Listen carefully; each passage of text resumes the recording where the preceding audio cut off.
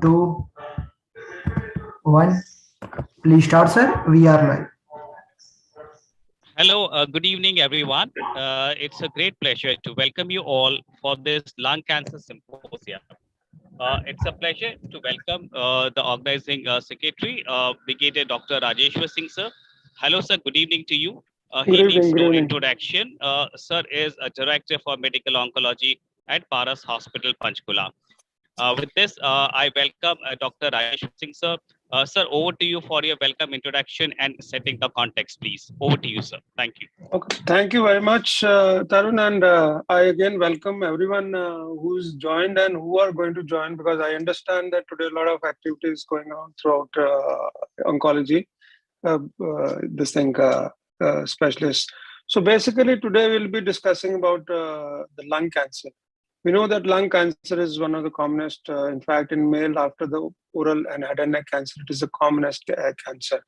And the problem in our country is that what we get, what we call resectable is very less. The stage 1 and 2, they're roughly about 3 to 4% only, and even lesser in our country, where all different studies have shown.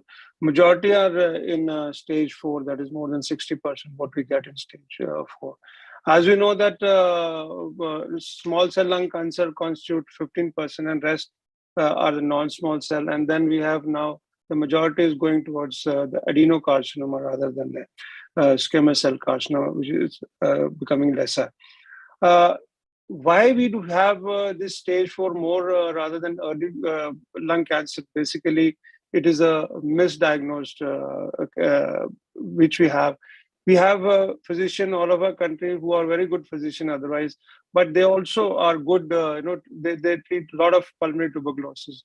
So in this, when they are treating pulmonary tuberculosis, most of the patients who are lung cancer, because lung cancer mimic pulmonary tuberculosis.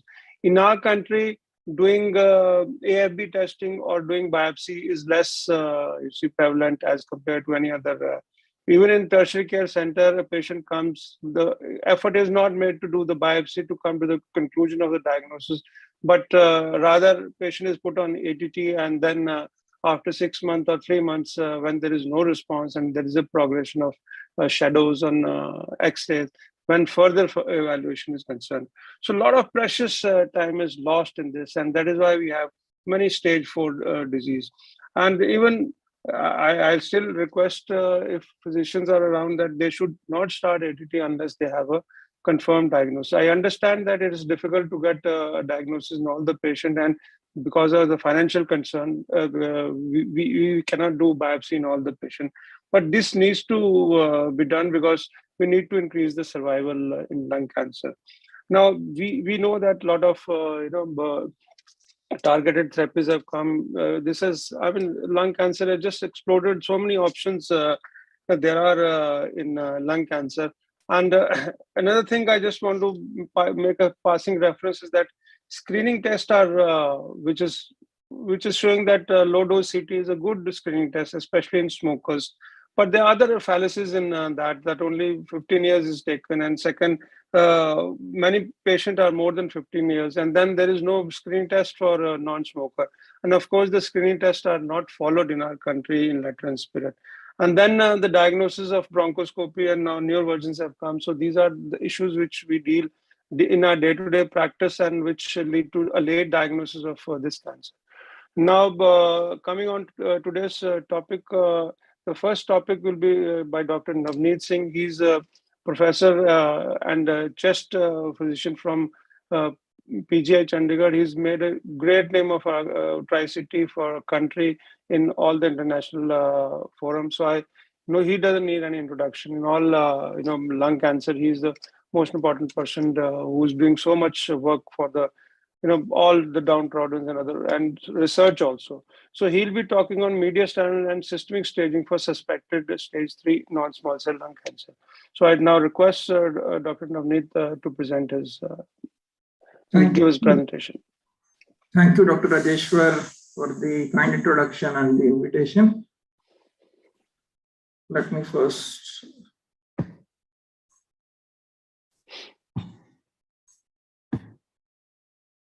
Okay. I hope this is visible now, right? No, it is not.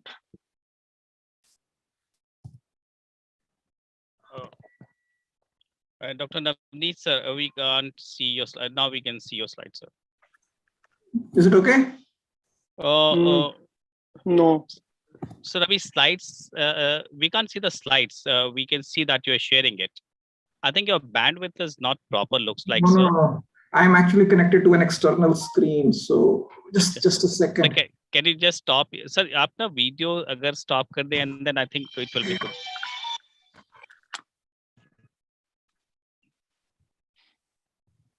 Okay, now is it visible? Yes, now it is visible. Okay, thank you. So the topic assigned to me is mediastinal and systemic staging for suspected stage 3 non-small cell lung cancer. I have no conflicts of interest. And under this, I'll discuss under the following headings: why to stage, what to stage, how to stage, when to stage, and specific issues related to stage 3. So the first question is why to stage. The simple answer is because accurate staging implies accurate treatment, and accurate staging in this context also means identifying more potentially resectable cases in which surgical resection can be done, and therefore this curative intent treatment saves lives.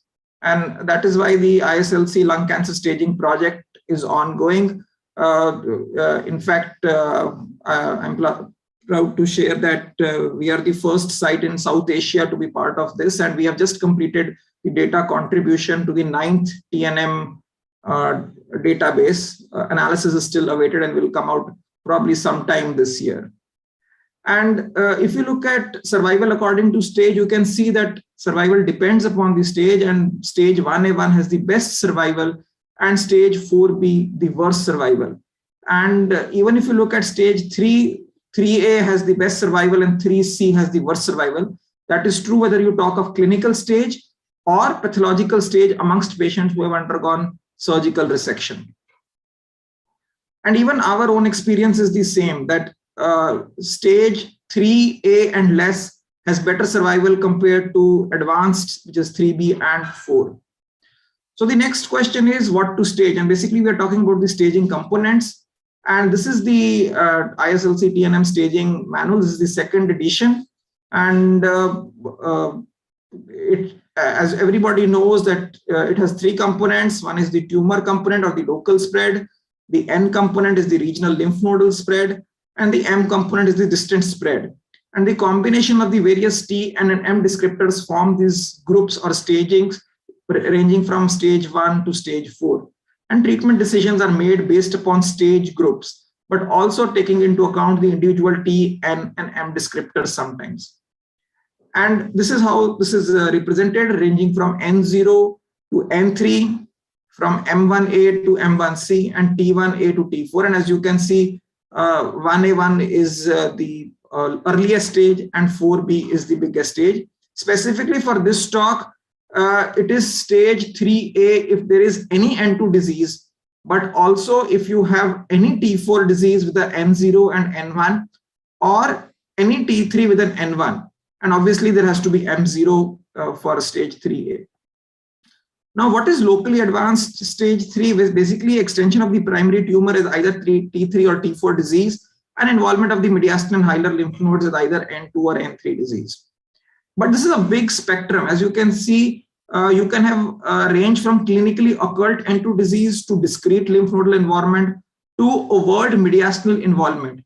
And as you go from this left to right, the tumor burden goes on increasing and the performance status goes on reducing, and surgery has a very big role in at the left hand of the spectrum, and the role of surgery goes on diminishing, and palliative intent treatment goes on increasing importance as you go to the right hand side where there is overt mediastinal infiltration.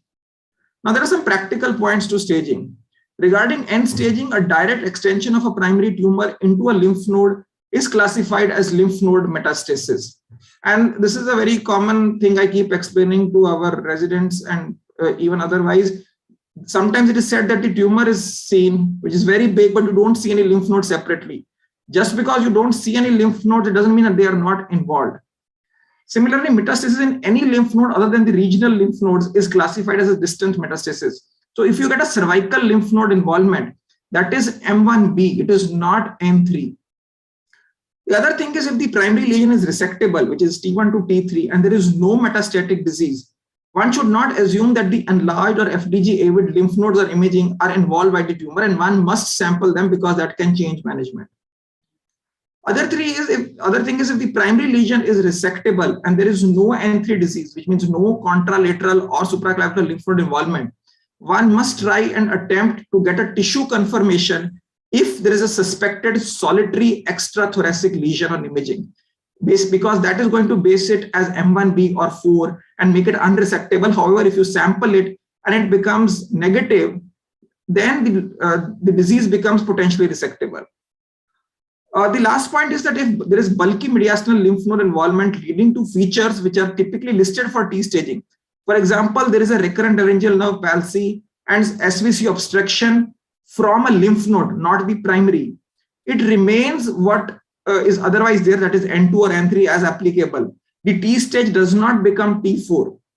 But it has clinical implications of unresectable disease, because typically what is described in the TNM staging charts is that T4 lesion causing SVC obstruction or lesion causing palsy, but there is no description of the nodal disease causing that. So the question number 3 is how to stage. So what is must is all for all cases, whether that is potentially resectable or not. A contrast enhanced CT scan of the thorax, which should include the upper abdomen, basically liver and adrenals. No patient of lung cancer should be or can be treated without having this. And if you get a patient with an X-ray and a malignant pleural effusion, you don't start treatment on that. You have to have this. Now, there are other staging modalities which can be either essential, preferable, or optional depending upon the clinical scenario, and can include a variety of bronchoscopic and associated procedures, and even an upper GI endoscopy, thoracoscopy, which can be medical or surgical and associated procedures, mediastinoscopy, a CT scan or an MRI of the brain, a whole body bone scan, and a PET scan. And if you look among how to stage, basically imaging is of the biggest chunk. Based upon that, you will have patients who will require minimally invasive staging, and amongst them, you will have patients who can undergo surgical staging and ultimately surgery. Now, a PET CT is usually very, very important if a patient is potentially resectable or suspected stage 3, because if you find evidence of abdominal involvement, adrenals or other sites, it becomes straight away stage 4, and the intent changes from being curative to palliative. So a PET CT can exclude metastatic disease except the brain. So it has a very good negative predictive value for nodal disease, approximately 90%, and helps to plan invasive staging, whether it is indicated or not. And therefore, it is recommended in all stage 3 NSCLC patients being planned for a definitive treatment. However, there are problems with PET CT, both understaging and overstaging. Understaging can occur in large central tumor, a proximity of the mass and the node, subcentimetric deposits, and a primary which is not very FDG-avid. That is typical of neuroendocrine tumors. And it can also overstage because of inflammatory conditions and tuberculosis. Now, in a significant proportion of cases, imaging cannot replace invasive staging procedures. Now, this is a depiction of the various types as I was showing earlier. So this is on the D is N0, where there is no apparent nodal involvement. N1 is hilar involvement. N2 is discrete N2 disease, and A is the bulky mass and the nodes. So who needs staging? So obviously in A, where there is invasive conglomerate nodal disease, you don't need. At the most, it may be done as part of a diagnostic procedure. In B, the N2, N3 prevalence is 60%, and yes, you require to stage. Similarly, for C, in which there was an enlarged hilar lymph node, because here also you can have 20 to 25% N2 to N3 prevalence, and here also you need to stage them. In the other case, which was a peripheral tumor, typically less than 3 centimeters, normal hilum and mediastinum, you could omit mediastinal staging and go straight for surgery if the PET is negative. So the next question is, should the N0 or N1 nodes be sampled? So the justification for this is that there is post-surgical unsuspected N2 disease in anywhere from 14 to 37% of unsuspected cases. And in such cases, endosonography can be very useful. It has a very good specificity and a very good negative predictive value, but the sensitivity is lower. And you have multiple options for sampling. The transbronchial needle aspiration, which is basically a bronchoscopic technique, and now most commonly we use the EBUS technique. But you can also go via the upper GI tract, and do the EUS FNA. Again, very good specificity. And cervical mediastomy and VATS is typically reserved for patients in whom the endoscopic procedures are negative. And so this is what is called as medical mediastinoscopy, the combination of EUS and EBUS TBNA. Nowadays, even they are doing with a single scope. Basically, it is called EBUS TBNA and EUS BFNA, which means an endoscopic ultrasound with an echo endoscope guided FNAC. Now, if you look at the comparison, this is a paper by one of my colleagues. You can see that it has very good sensitivity and specificity compared to mediastinoscopy. And therefore, they are preferred as the initial interventional procedure for mediastinal staging. Now, surgical techniques obviously have their role. And as I said, when you have a negative endoscopic staging, but there is still a possibility of nodes being involved, or if there are lymph nodes which cannot be accessed sometimes by an endoscopic technique. And obviously, the mediastinoscopy is preferred, but then you have the older procedures as well. Now, if you have to compare all of these techniques for staging, ranging from the simplest chest CT, PET CT, the endoscopic techniques, mediastinoscopy, and so on, you can see that there is a very wide range of sensitivity and specificity. But for all of these endoscopic techniques and even the surgical techniques, the specificity is very good, which means if you find it, it is there. Finally, when to stage. So it is mandatory or essential as soon as the diagnosis of lung cancer is confirmed. But patients who have undergone neoadjuvant treatment, typically neoadjuvant chemotherapy, and you are planning for potentially resectable early stage NSCLC, you should try and restage once you have completed the initial NACT. Because if you find persistent multi-station N2 disease after that, there is a big debate of whether you should actually go ahead with surgery or just shift to definitive chemoradiation. Now, when you are doing mediastinal restaging after the initial neoadjuvant treatment, a CT scan is needed for all patients. Some people would advocate doing a PET CT. And in selected patients, you may even need to do an endosonographic staging. Surgical confirmation, as I said, is when you are having a very high suspicion of mediastinal nodal involvement and the endoscopic staging is negative. Again, this is one of a paper by one of my colleagues in which they have tried to show that the endoscopic techniques are very useful in restaging with, again, a very good specificity of 99%, but the sensitivity is lower at 67%. I was honored to be part of the co-chair of this expert ASCO panel, which brought out this stage 3 NSCLC management guidelines. These have just been published online in JCO and should get assigned to an issue very soon. And there is a recommendation regarding staging for different types of modalities. So ranging from CT thorax and upper abdomen, which has to be done. A PET CT and an MRI brain again should be done for every suspected stage 3. Endoscopic lymph node staging being the preferred initial modality, and reserving surgical lymph node staging for ones in whom endoscopic staging is negative, but you have a high suspicion. Just a repetition of what I have already told. And these are two very nice flowcharts which you have accessed the guideline. You will find that basically suspected stage 3 NSCLC should undergo clinical examination and a CT to rule out metastatic disease, and absence of metastatic disease should be confirmed with a PET CT and brain imaging. And then you have to assess a pathological mediastinal lymph node status, again preferably with endoscopic techniques, and then going for surgical staging if needed. And based upon that, patients would be divided into either unresectable or resectable. And in unresectable, obviously the treatment of choice is going to be concurrent chemoradiation, or for patients who are not fit for that, sequential chemoradiation. You will have a lot of discussion later on in this talk today. And resectable patients will go on to either straight surgery or neoadjuvant treatment followed by surgery. And adjuvant treatment is going to be decided by the pathological staging. And ultimately, just to re-emphasize, it's a multidisciplinary approach, especially true for stage 3 disease, which is the most heterogeneous amongst all stages. And that's why I'd like to end and acknowledge all the people with whom I've been working, both for research and clinical practice. Thank you so much. Thank you, Dr. Navneet. That was a lovely presentation, and you brought out all the important issues in this. I just want to know that how many patient you have where you require to do in your percentage-wise this staging, especially how many you get resectable and how many you get where staging is required at least. So unfortunately, the data, our data has been, we have analyzed 3 or 4 cohorts over different time periods. Stage 4 is approximately 45 to 50%.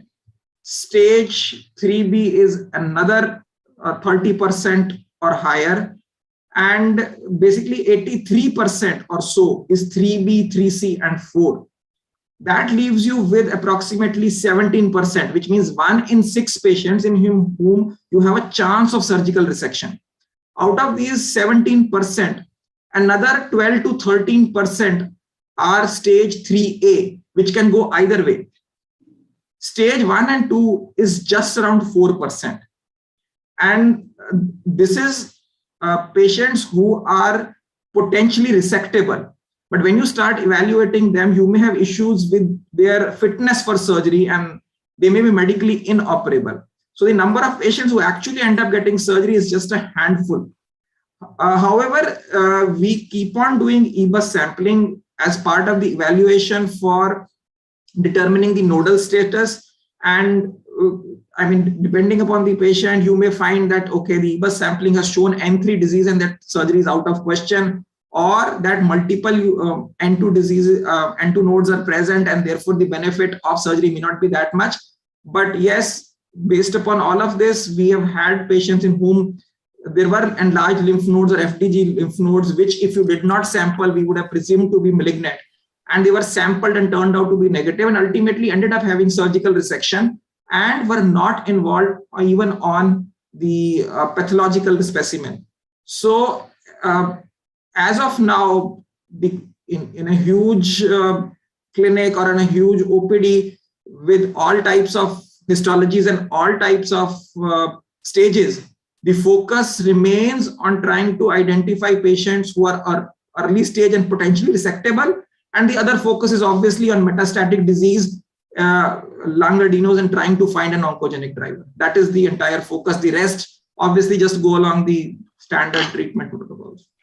Yeah, even a diagnosis, especially the hilar masses, it's difficult to get those diagnoses.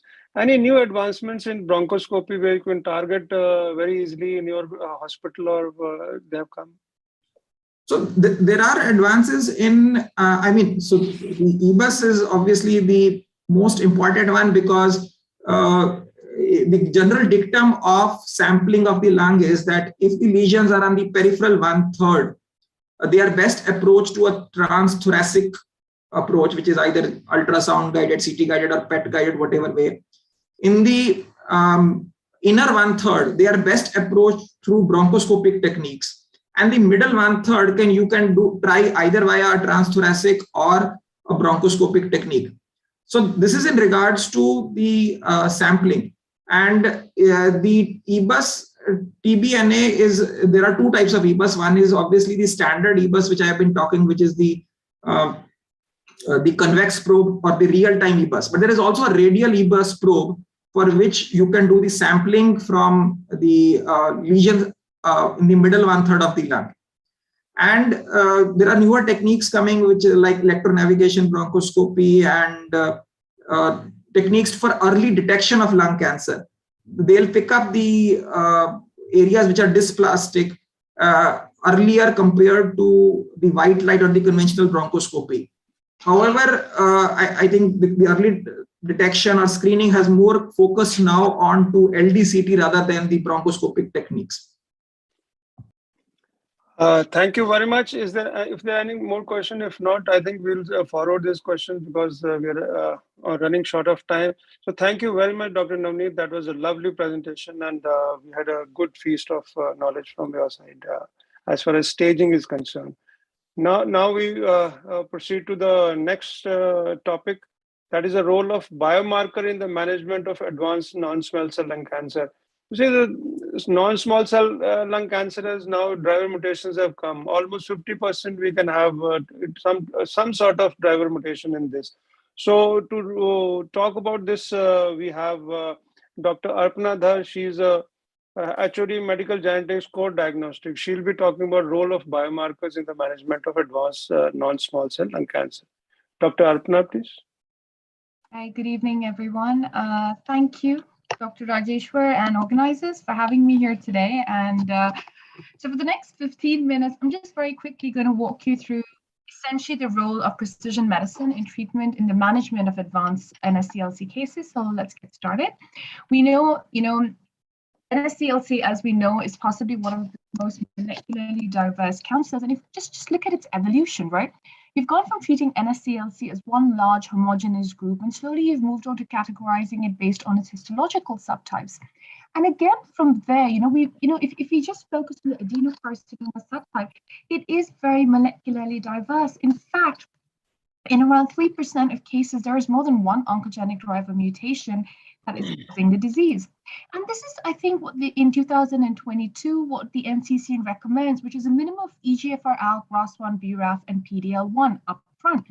And we've heard about them time and again, so I'm not going to spend too much time discussing them. What I want to do is using, I like calling them the OGs, EGFR and ALK. I'm actually showing you how we've actually evolved in biomarker testing. Even though we start with an EGFR, how there are so many other possibilities of biomarkers coming in, especially when a patient progresses. So an unselected population, okay, from there you identify, let's say, an EGFR mutation, you put your patient on a TKI. Now, after a period of time, we know it's going to develop, some sort of a resistance, and there's going to be progression. So we use it to confirm it. We do a rebiopsy, preferably from the new metastatic site, or if rebiopsy is not an option, we know we have liquid biopsy. Irrespective of sample type, we send the sample for molecular profiling. Now, while we've identified that the most common resistance mutation in EGFR is the T790M, it accounts for around 60% of these cases. But in addition to this, you've actually got a host of other resistance mutations. You've got your meta amplifications, you've got your PIK3CA, you've got your HER2, and more importantly enough, you've got your small cell transformations. Similarly, when a patient, let's say, progresses on osimertinib, it acquires resistance mutations. Again, as we've seen in the AURA3 trials, around 15% will have a C797X mutation. However, there's about 19% that are positive for a meta amplification, HER2 amplification, which is around 5%. So as you can see, it's not just about just looking at EGFR, ALK, BRAF, ROS1, it actually evolves, and that's why getting a full picture becomes so important. And I like using this particular pie chart because it actually highlights all the biomarkers of somatic aberrations that we see in the adenotype of NSCLC. So while KRAS mutations are common, particularly in our smoking cohort, there is a wide variety of somatic aberrations. And I use the word aberrations because some of them are fusions, some of them are point mutations. They have a variety of structural variants, and the majority of these are easily druggable by obviously a plethora of drugs. Furthermore, what this does is it likes to divide tumors into what I like to call a beginner's guide to targeted box therapy. For tumors that are oncogene addicted, all you need to molecularly match them to the targeted therapy, and the tumor performs well. And then you have those tumors where it really doesn't matter what the mutation is, but that particular tumor is only addicted to immunotherapy. And when you get it right, it really works beautifully. This is a 59-year-old female. She's EGFR positive. She was started on Jaftanib, and the patient showed remarkable response. She reported feeling much better. So when it works well. But something important with molecular targets is that They're highly effective, but they're not always curative. Now, very quickly, let's review the sample options for molecular testing. So we notice biopsy is the gold standard, no argument there. You do it, a diagnosis, you do a biopsy, a progression, you do a biopsy, preferably from the new metastatic site. However, the ground reality is, like, as much as I'd like my blocks looking like this, unfortunately, tissue does become an issue, especially in lung cancer. And to combat this, liquid biopsy is fast becoming an excellent alternative. So in a stage 3B or greater lung cancer, you can actually isolate the ctDNA, the circulating tumor DNA from the bloodstream. So ctDNA is the somatic DNA that is released from the cancer cell into the bloodstream, and this is what's isolated, and the tumor or molecular profiling gets done. Now, one of the key apprehensions or concerns with liquid biopsies we've had is its concordance with tissue. And now we've got multiple studies like the NILE, the SLIP studies, the PEN2 studies, which are which they've used clinical samples in advanced NSCLC cases. In that particular cohort, we saw it was a 98% concordance between tissue and liquid, which hereby solidifies that liquid biopsy is a good platform of choice in our advanced NSCLC cases.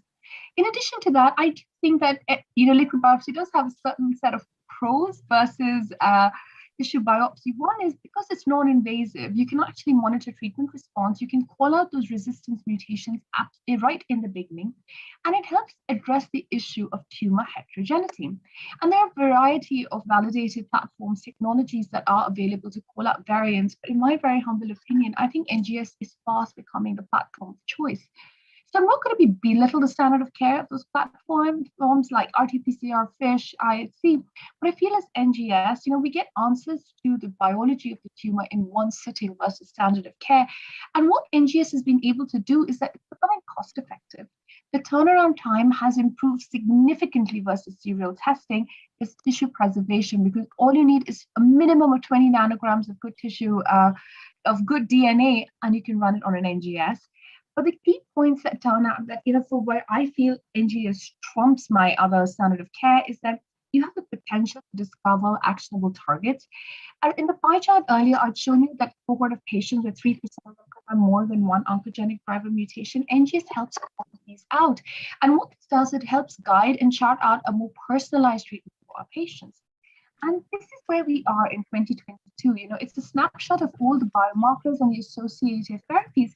And you can see we've got some new kids in the block. So very quickly, we're going to get acquainted with them. So NTRK fusions, we know, are very rare. They constitute around 43% of our NSCLC cases. They are agnostic markers. And as we can see in these waterfall plots for entrectinib and larotrectinib, they very beautifully illustrate the majority of solid tumors, lung cancer included, have responded well to TKIs.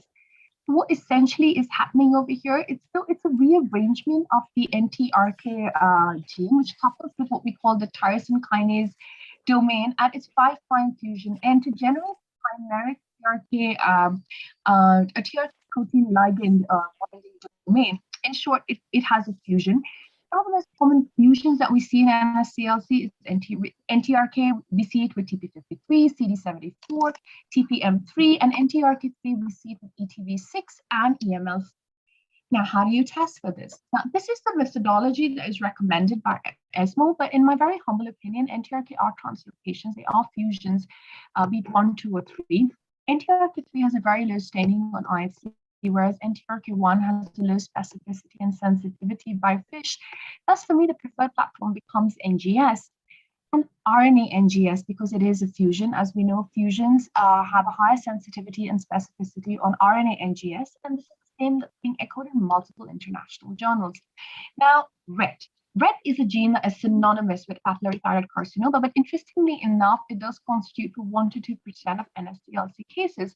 So again, the RET gene rearrangement, what it does is it gives rise to a chimeric cytosolic protein, which constitutively activates the RET kinase domain. Again, a fusion. The most common fusion partners we see is KIF5B, followed by CCD6 in NSCLC. Again, it's a fusion, so RNA NGS is your platform of choice.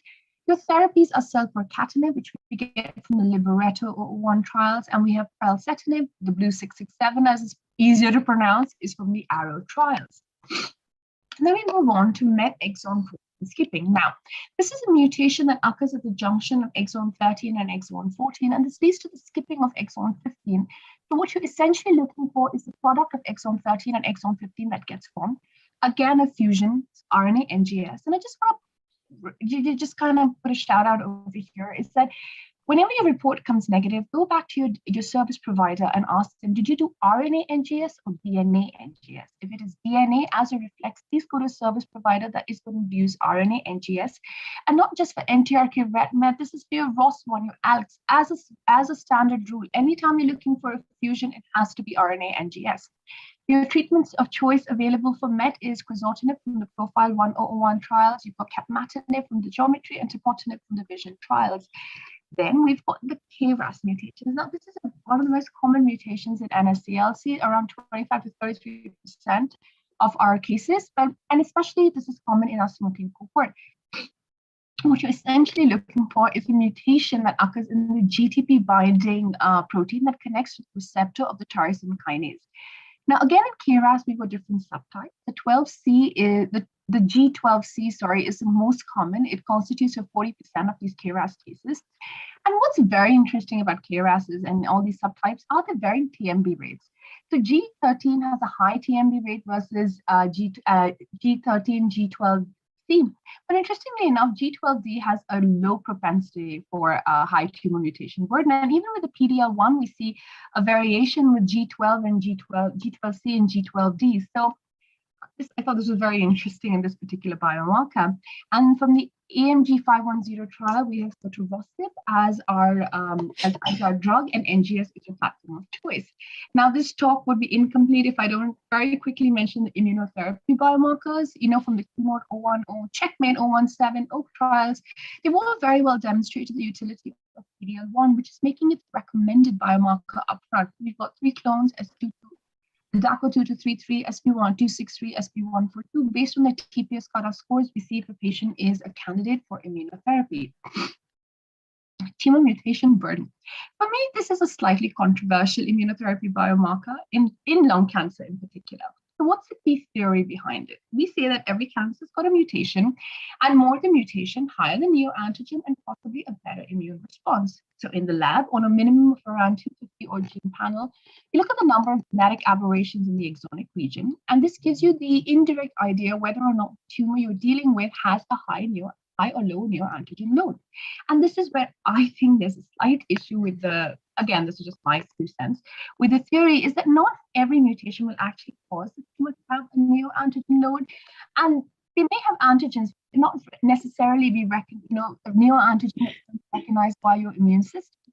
But for me, the neoantigen may not really induce immune response. So I don't think the one-size-fits-all TMB score of greater than or equal to 10 mutations from megabase pair is ideal. I think like PD-L1, we have to figure out the right cutoffs for solid tumors. That's just my 2 cents. But I know that FDA has given a blanket approval from the Keynote 158 trials.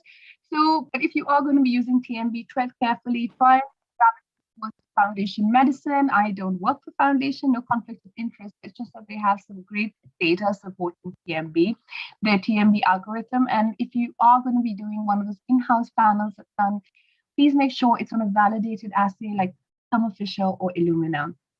And just very quickly for the next 2 minutes, I just want to sum it up by demonstrating through cases as to how biomarker testing has become so important in guiding treatments. Female, she underwent the typical sequential testing of FISH, IHC, RT-PCR, everything came back negative. She was young, non-smoker.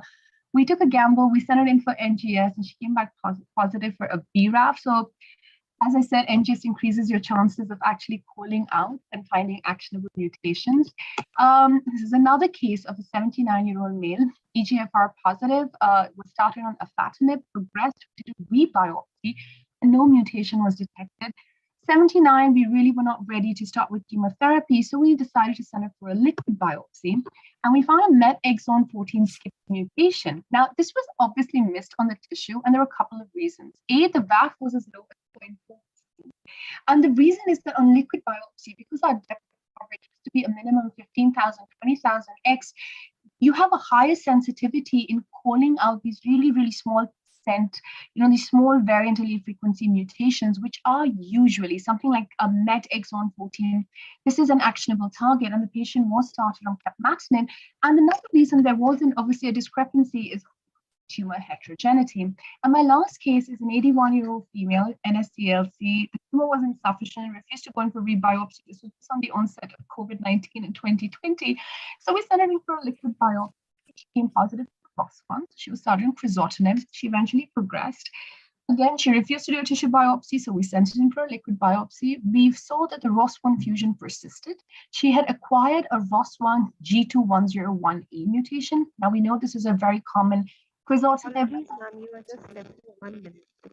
Is a known, sorry, just 1 second, I'm just wrapping now. Is a known crizotinib resistance mutation. So the physician put her on lorlatinib. It was short-lived. She progressed again. So we again repeated a liquid biopsy. And we saw that while the ROS1 was persistent, she had lost the ROS1 2101A, but gained the ROS1 G2032R. In addition, we lost the KRAS K117N, and this time we had a KRAS 12D, which was a target in the form of binimetinib. But this is a reason I've highlighted this case is you've got to be aware of a potential CHIP mutation. So with ctDNA becoming a very fast actionable resource, we have to be aware that the sample we're getting is not just of the tumor in the patient's cancer. We're also seeing variants arising from both the tumor and from their aging white blood cells. And they've been identified as, let me say, get this right, clonal hematopoiesis of indeterminate potential, CHIP mutation. No one wants to say that the wrong-winded name. They call it a CHIP mutation. And these mutations are not uncommon in patients with lung cancer, especially the older ones and those of smoking. Some of the common CHIP mutations we see in lung cancer is TP53, KRAS, and JAK2. If you see a VAF which is less than or equal to 1%, please beware. And I think this pie chart very beautifully summarizes my talk, where around 50% of our patients with NSCLC have driver mutations. And and we have these targets with an FDA-approved agent, or a lot of these are in clinical trials, the ones in red, but they're fast going to get approval by end of this year. And on that note, thank you very much for your patience. Thank you. Thank you, Dr. Dhar. That was a wonderful presentation, deep understanding of the topic.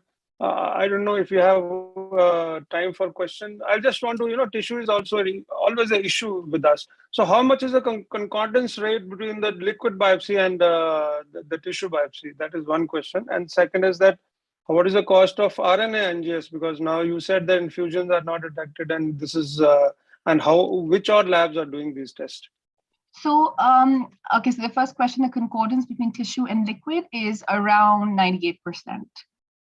It's a good solid 98%. Now, with respect to RNA NGS, it's usually inbuilt in an NGS system. So it's no extra cost for doing RNA. What you'll have to see is with your service provider in the product information or the methodology, over there, they usually write that we've done RNA sequencing and DNA sequencing. If that's not written, reach out to a pathologist, reach out to someone like me. You can send me a report and I can analyze and tell you if that's the case. I think any good CAP and NABL accredited lab should do it. I do know Core Diagnostics does it, MedGenome, Strand, I can't think of anybody else, SRL, they all do a combination of, DNA and RNA, majority of them. So again, I mean, you can always reach out and I can call it out if it's there or not, but it's a standard of care, it's there, but it's always helpful to check if it's doing it or not. So thank you very much. That was a wonderful presentation. And now we move on to, well, there's a question from Dr. Kunal. Yeah, okay. Now we move on to the next presentation. You know that, can you unshare your slide? Yeah. We know that small cell lung cancer constitutes about 15% of the lung cancer. And there has been, we have tried so many things for last 2 decades and none of the things have worked. So now newer drugs are coming, immuno-oncology has come in a big way in small cell lung cancer. So we'll be having a experience sharing from Dr. Rajiv Saini. Dr. Rajiv Saini is from Shri Mata Vaishno Devi Narayana Super Specialty Hospital in Jammu. Wonderful speaker, and let's see that what experience he has in small cell lung cancer extensive stage. Dr. Saini, please. Thank you, sir, and thanks organizers for giving me the opportunity to speak on experience sharing in extensive stage lung cancer regarding durvalumab. Most of the experience we have in maintenance locally advanced non-small cell lung cancer. I have two patients. I have given durvalumab in two patients, and the result is good till now. The number is very small, but still, whatever experience we have. So today I'll present a case where durvalumab was given along with the various evidence of durvalumab in extensive stage, as well as what are the recent guidelines. So okay. So this is 35-year-old gentleman, Mr. X, who presented in June 2020 with a chief complaint of a change in voice, which is slowly progressed to aphonia dysphonia. Dr. with Sani, no your slides are not moving, and make it on presentation is mode. it is it is it it is not moving? Tarun, can you see? I can't see the moving. Yeah, so please make it as a full screen. I have already made it in full screen. Just a minute. So kindly reshare your slides, sir. Just remove. Okay. Yeah, stop sharing, then start sharing again. Sure.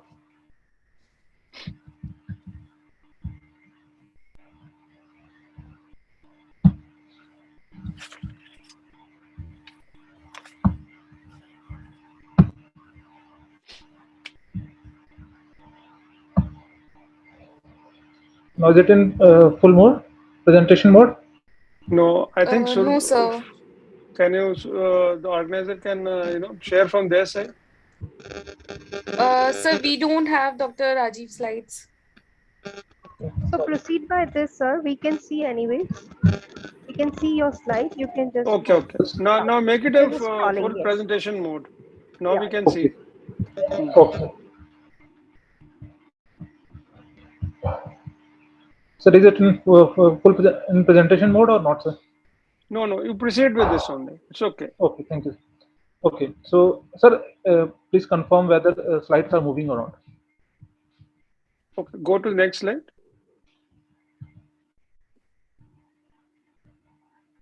Is it moving? No.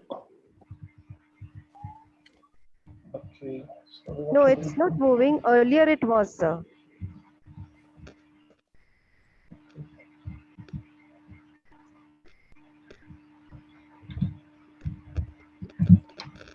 How? Yeah. Now it is moving. Okay.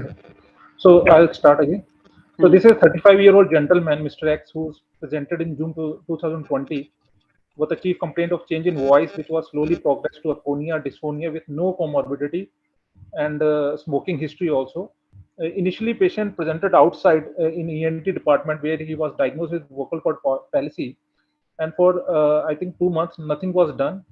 He underwent full scan in August 2020, where there was a multiple enlarged conglomerated necrotic lymph node in hilum, paratracheal, and paraesophageal region, and also in aortopulmonary window forming nodal mass comprising left pulmonary artery.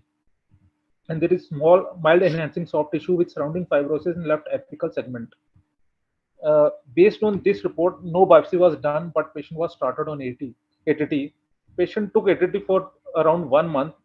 His condition worsened, and patient, when presented to us, he presented with a history of seizures in September, and started on anti-epileptic drug. And after around 15 days, he presented to us. He presented in September, end of September. Then we have done MRI brain, where it shows 2 into 1.9 into 1 centimeter size right temporal lobe lesion with mild surrounding edema and multiple subcentimetric size lesion in bilateral temporal and left frontal parietal occipital lobes. And then HRCT was done at that time, which shows upper lobe lesion with mediastinal extension and encasement of left pulmonary artery, mediastinal lymph node, and consolidation in left upper lobe. So PET scan was done, and it shows left hilar mass with bilateral mediastinal nodes. So this was done on 28 October after and basically these are two scans. One is a baseline scan and other is after treatment. So we'll discuss the scan later on. And in this scan, we have this bilateral cervical, this is left cervical nodes as well as bilateral paratracheal nodes. The biopsy was done and histopathology shows small cell neuroendocrine carcinoma. PDL1 shows TPS score of 3 to 4%. So the patient was diagnosed as extensive stage small cell lung carcinoma with brain metastasis. So whenever patient presented to us with brain metastasis, we always have confusion whether we start with chemotherapy first or with brain radiotherapy, or with chemotherapy plus immunotherapy upfront. So this is the paper which shows how to treat brain metastasis in extensive stage small cell lung cancer. And the key conclusion in the study was whenever patient is asymptomatic and having brain metastasis at baseline, chemotherapy alone is the most commonly recommended first-line treatment. And in asymptomatic patient with limited volume brain metastasis, higher preference for chemotherapy without WBRT. But in symptomatic patient, we should start with WBRT followed by chemotherapy was recommended most commonly. And however, in symptomatic patient with limited extent of brain metastasis, you can start with SBRT as an alternative to WBRT. And even if we see the NCCN guidelines also, it also recommended that in asymptomatic patient, you can start with systemic therapy followed by a brain RT after completion of induction systemic therapy, or in symptomatic patient, you can start away with brain RT before systemic therapy or concurrent with systemic therapy also. So the chemotherapy, the standard chemotherapy in extensive stage small lung cancer is etoposide and platinum-based chemotherapy, and we can see that median PFS with this therapy was around 4 to 5 months, and median overall survival is less than 1 year, around 9 to 10 months. So the patient was initially started on etoposide and cisplatin-based chemotherapy. After giving first cycle chemotherapy, on 4th day we have started a patient on radiation therapy. Whole brain radiation therapy was given with hippocampal sparing and followed by 9 gray 3 flexion to gross regions. So basically, there are two immunotherapy drugs which was approved in extensive stage small cell lung cancer, that is durvalumab and atezolizumab. Durvalumab was approved in March 2020, and since this patient was ECHS beneficiary, we have given the option of durvalumab and started him with third cycle of chemotherapy. Durvalumab was added, and it was given at a dose of 1500 milligram every 3 weeks with chemotherapy. Then after chemotherapy, maintenance immunotherapy was given every month, that is every 28 days. So what is the rationale of addition of immunotherapy with chemotherapy? It was found that chemotherapy have enhanced the effect of immunotherapy as they have synergistic effect.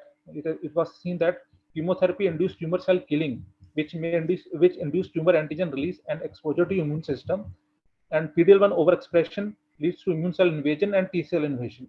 So by the use of immunotherapy, this PD-1 PD-L inhibition restore tumor specific T cell immunity, and this reversion of immune suppression leads to deeper, more durable systemic anti-tumor response. So the trial, the durvalumab-based trial, that is Caspian, is the first and only approved immunotherapy regime in extensive stage small cell lung cancer to allow up to 6 cycles of etoposide platinum in control arm and use of cisplatin or carboplatin in practice with the real life practices.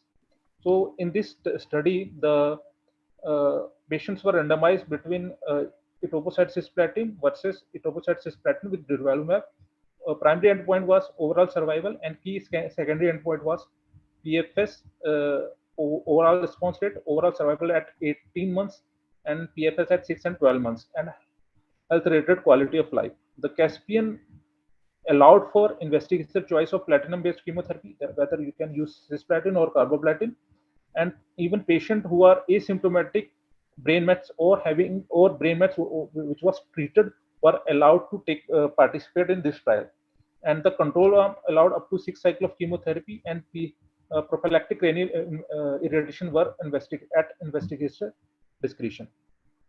So this study is slightly different from the atezolizumab study because Caspian study inclusion criteria is reflective of real world clinical practices, which allow treatment with either cisplatin or carboplatin, and also include the patient with either asymptomatic untreated or treated brain metastasis, compared against up to 6 cycles of chemotherapy with optional PCI. So salient aspect was already described. Now the overall survival. And one important thing regarding with the use of durvalumab also, irrespective of brain metastasis, normally the patient who presented with baseline brain metastasis overall survival was less. But when immunotherapy was added, the difference is much lesser. You can see that with brain metastasis, overall survival is around 12 months, and without brain metastasis, the overall survival is 13 months in immunotherapy group. And if we see chemotherapy group, it was 8.8 months in brain metastasis and around 10.5 months without brain metastasis. So durvalumab consistently improved OS versus EP in patient regardless of the presence of baseline brain metastasis. And regarding progression-free survival, median PFS in both arms is around 5 months, but at 6 months the PFS is progression survival rate is similar.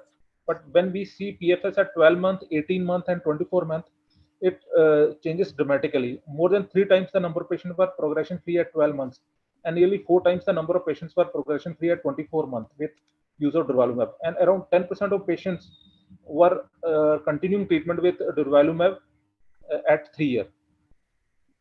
My apologies. Just left 1 minute to conclude your presentation. Thank you. Okay. And if we see about the overall survival, it is 13 months versus 10.5 months, and then we can see at 1 year OS, that is 52% versus 39%. 2 year survival is 23% versus 14%. 3 year survival, that is 3 times more patients were alive with durvalumab at 36 months. And if we see the subgroup analysis also, all the subgroup, whether patients are younger or older, whether male or female, whether they have smoking status or not, whether baseline brain metastasis is there, all group were benefited with the addition of durvalumab. And regarding durvalumab is the first approved immunotherapy drug to improve both response rate and durability of response at 24 months. That is 13.5%, more than 3 times more patients remaining in response at 24 months with durvalumab versus chemotherapy alone.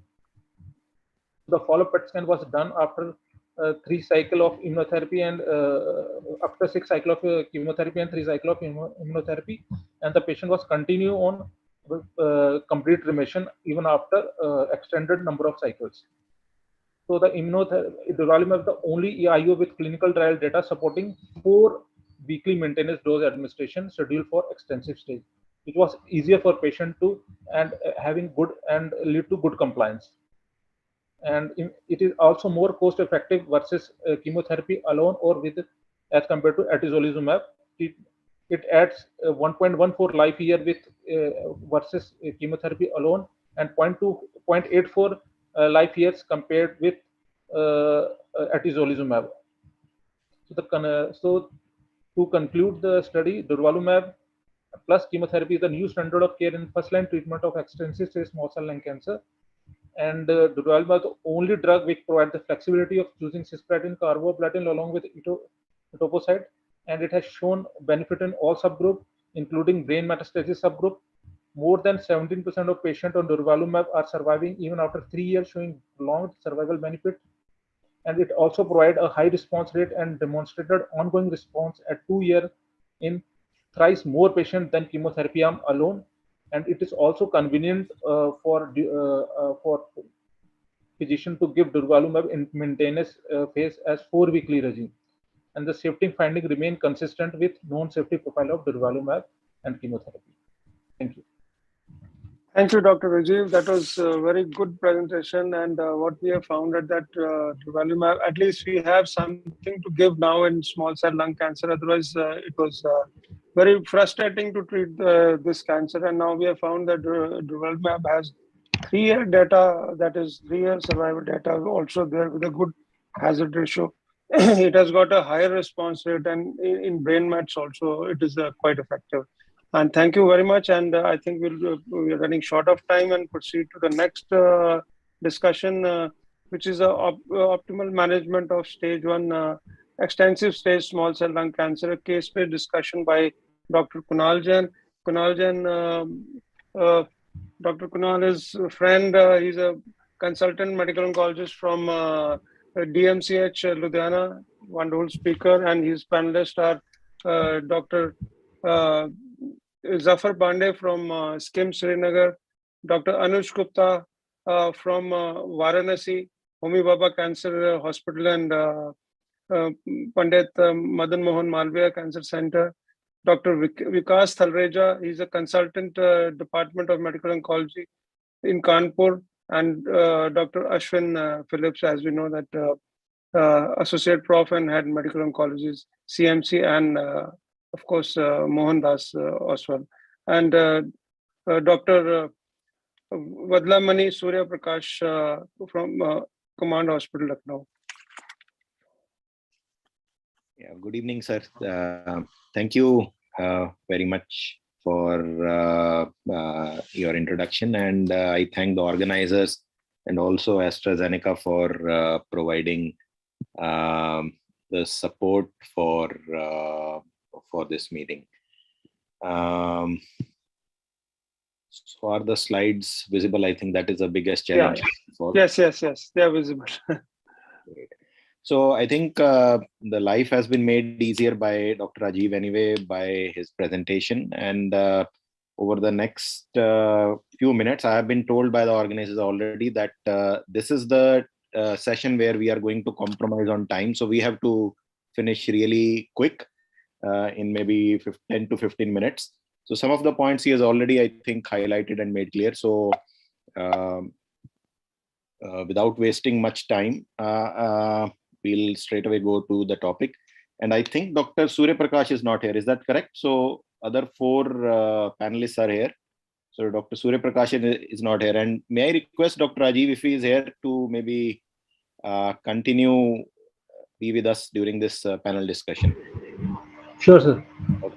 So I also have a disclaimer that although I am doing this moderation, but till now I have not had the fortune to treat a patient with extensive stage small cell lung cancer with immunotherapy, mainly because of the cost constraints. Whichever patients we have treated, they have not been able to afford this medicine.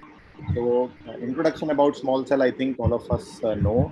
And this has been the evolution of therapy since the early 70s with CMV. Then CAV was the gold standard treatment until EP became the backbone of treatment in 1990s for almost 2 to 3 decades. And now we have addition of checkpoint inhibitors. So this is the older trial, 1992, where EP was kind of showed similar survival results with CAV, which was at that time gold standard, and even alternating regime did not improve survival, which was, as Dr. Rajiv also showed, less than 1 year, to the tune of about 9 to 10 months. So coming to our case, which is of 62-year-old patient with history of 30 years of smoking, presented with shortness of breath, hemoptysis, weight loss, early satiety, and his primary care physician found massive liver enlargement, and blood biochemistry showed deranged LFTs with the AST ALT of more than 3 times upper limit of normal. Then this patient had a CT chest abdomen which showed a left lower lobe mass, mediastinal adenopathy, and hepatomegaly with multiple hepatic lesions. And biopsy from the lung mass showed small cell lung cancer, was synonymous with the small cell lung cancer. So I'll start with the questions from the panelists as to what is your diagnostic workup for a patient with suspected small cell lung cancer. We can start alphabetically, maybe with Dr. Anuj to begin with. A very good evening, everyone. I think CT scan actually. Can we get back to that slide, initial slide? Okay, CT chest and abdomen was done, so that is has done the workup. But apart from it, as in all the small cell lung cancer cases, we also do brain imaging with the MRI to look for the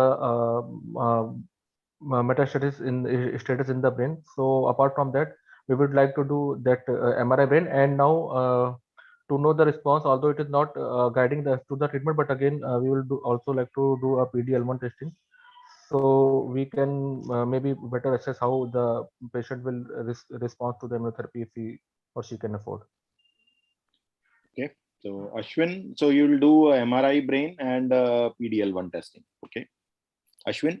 Yeah, for small cells, or if I could, patient is willing, I would do a PET scan and definitely neuroimaging and MRI brain. Definitely, even if patient is asymptomatic, I'll do a baseline MRI brain to see what's in there. But I wouldn't do a PD-L1 for a small cell. I'll do a PET scan. Otherwise, technically, you technically need to do a bone marrow also, but then I would waive off the PET scan. So PET scan is what I would do if you could. So I would do a PET scan and MRI. Bone marrow for all patients with small cell, if they show like not if the PET scan is showing. I'm saying if you go for a CT scan, technically you would be recommended to do it. That is what we were taught to do. But I would do a PET scan if I where I work, sir. So an MRI brain. Okay. Anybody has any difference of opinion? So MRI, I think, is standard. Everybody agrees that as part of imaging, we have to image the brain, preferably with an MRI. And CT, this is what the guidelines, the NCCN guidelines, which we are all fond of, suggest. In addition to the biochemistry and the CBC, we can do CT, chest, abdomen, pelvis with contrast. Brain MRI is preferred, and PET CT can be considered if limited stage is suspected. So this is what they suggest. And PD-L1 testing, I am not aware whether it is definitely mandatory, because immunotherapy used in small cell does not warrant PD-L1 testing.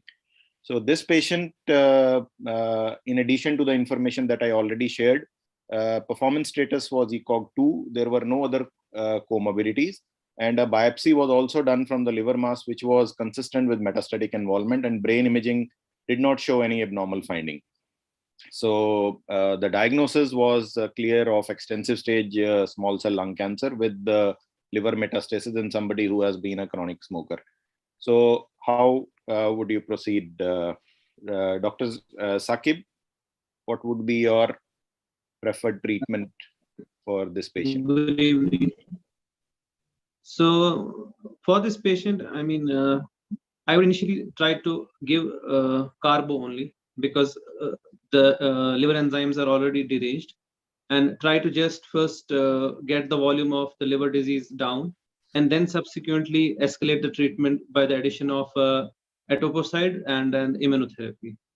So in this patient, I would be starting with preferably single agent carbo first, and then escalating subsequently.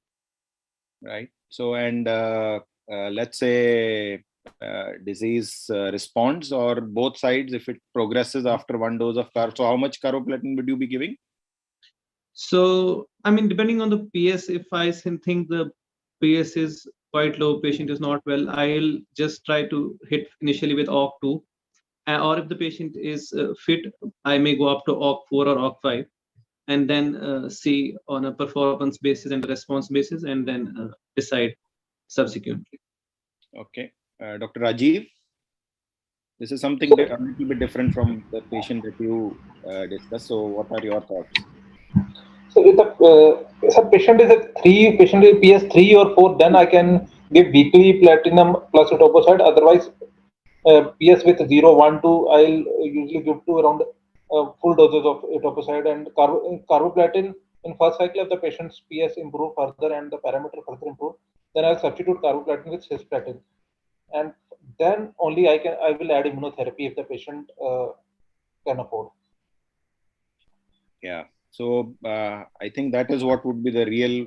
Ashwin, any difference in opinion? I did have a patient who was similar, but being heroic or stupid, I really can't say, but I used 80% of etoposide, carboplatin, and atezolizumab on that patient.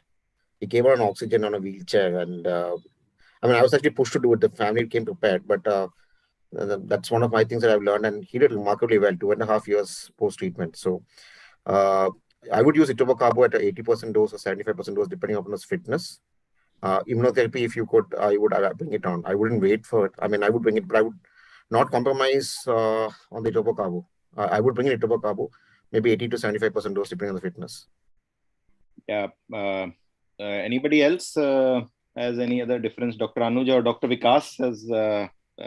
We have not heard from Dr. Vikas so far. Sorry. I was on mute probably, and that's why it has happened.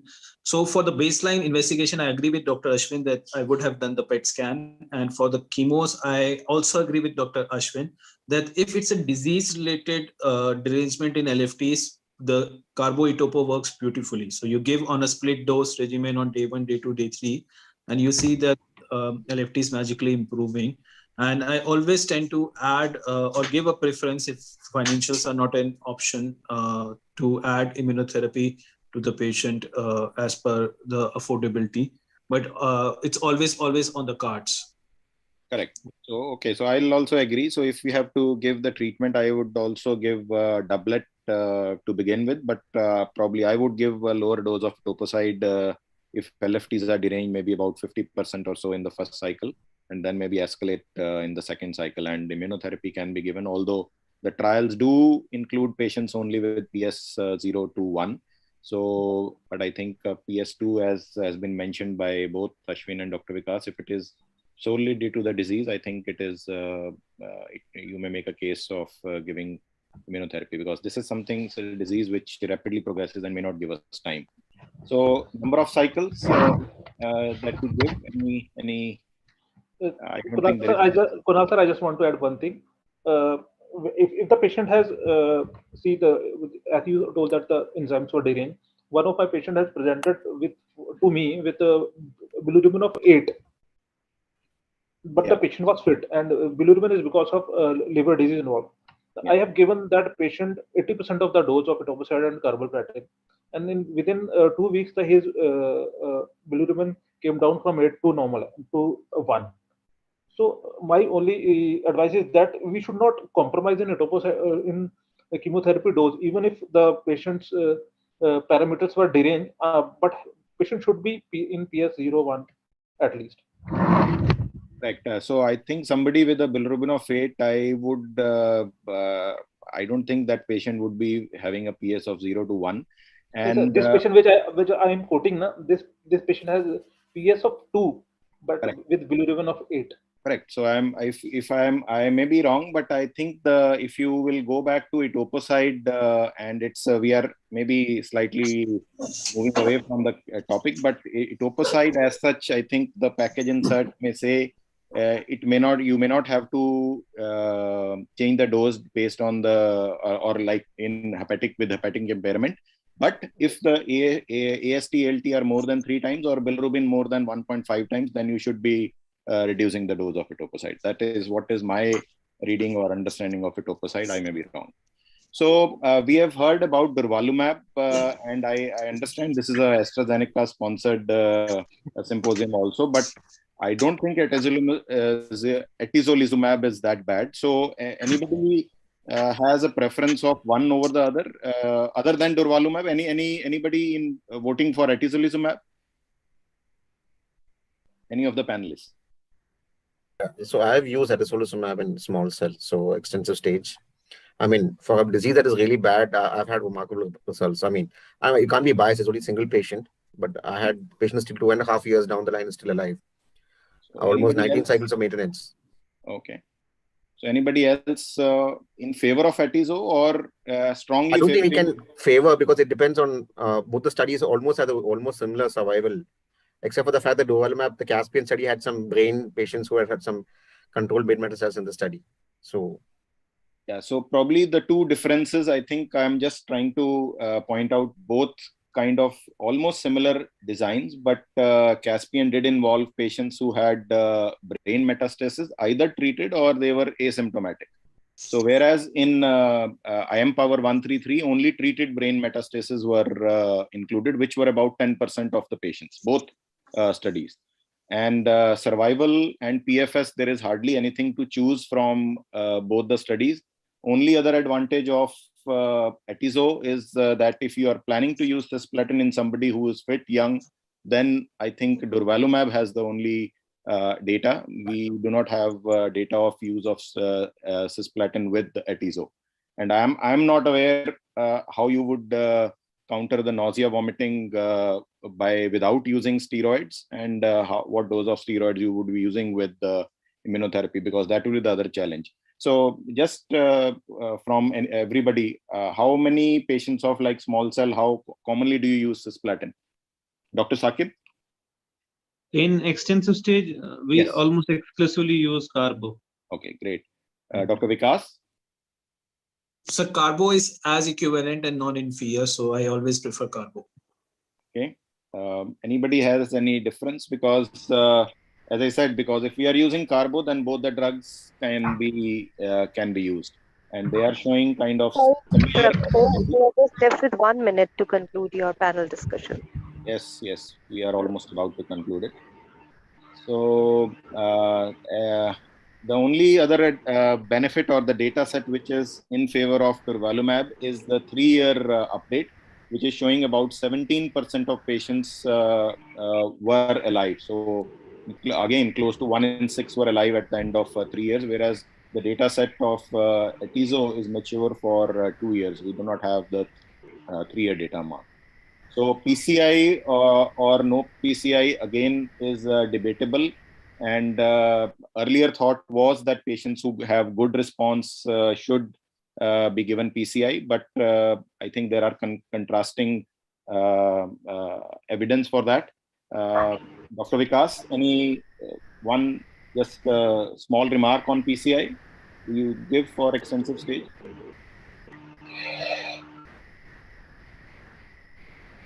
Dr. Vikas is not there. Maybe. Dr. Ashwin?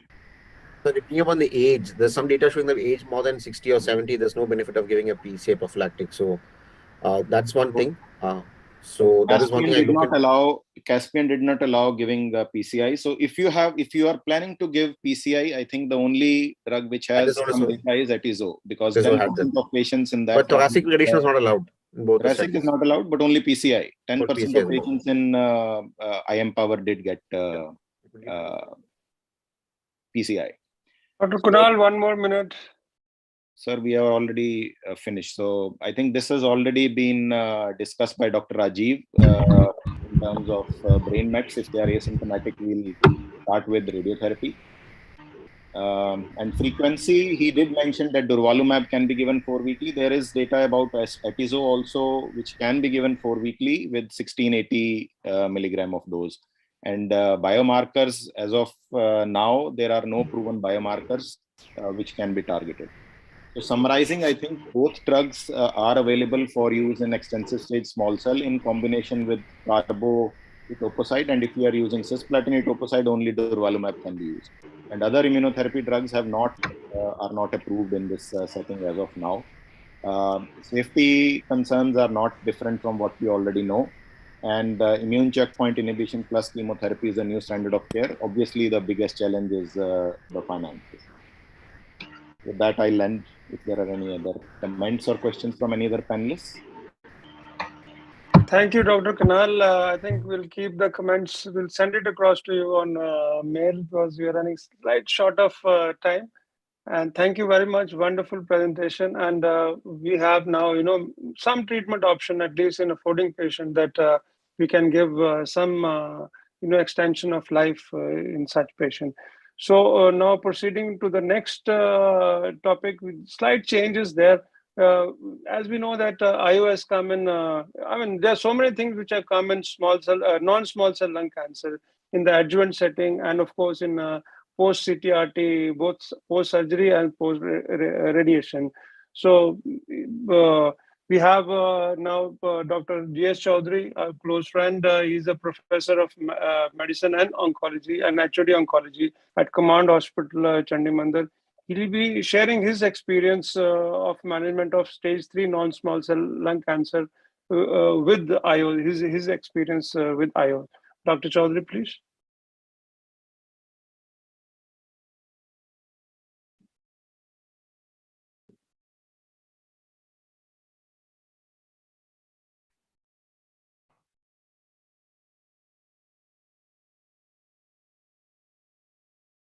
Dr. Chaudhary, you're there?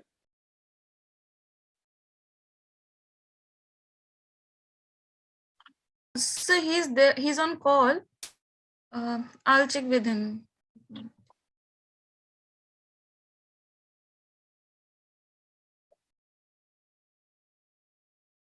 Dr. Akhil is there? Yeah, Dr. Chaudhary is there. Kindly ask him to share his video.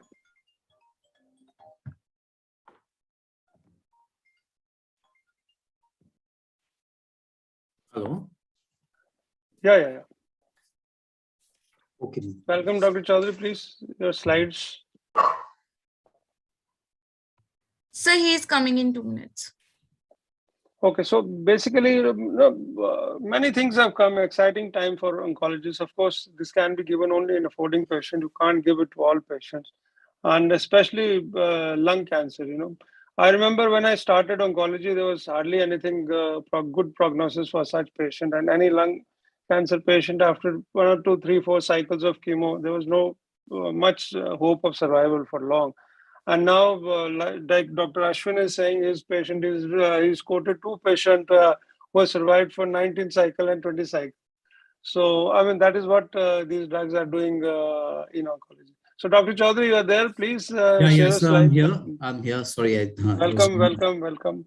Thank you, sir. I'll just share my slides. Sure.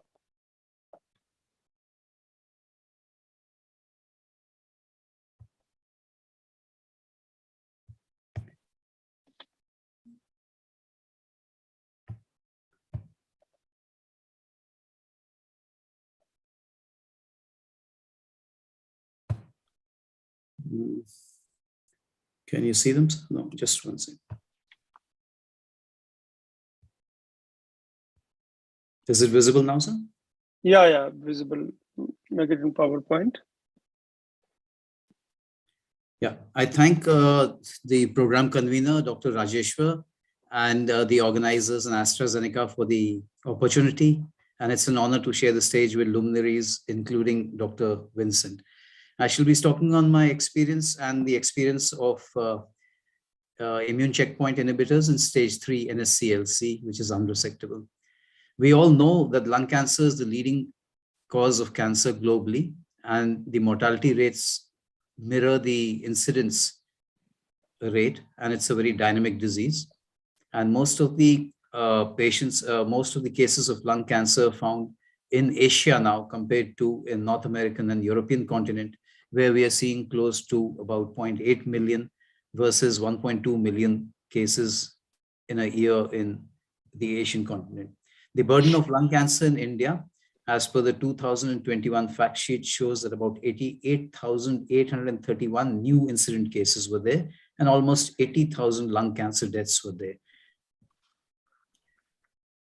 Dr. Navneet has already covered the modified AGCC 8th edition staging, where we can see that those patients who have T4, N0, or N1 disease would fall in stage 3A, T3, N1, or a T1, T2 with an N2 would fall in stage 3A. The stage 4 would include a T3 or a T4 disease with N3 nodal station, and the rest would come in stage 3B in the intermediate. And the clinical and pathological survival rates would drop from 36 to 26 to 13% from stage 3A, 3B to 3C, which is pretty dismal.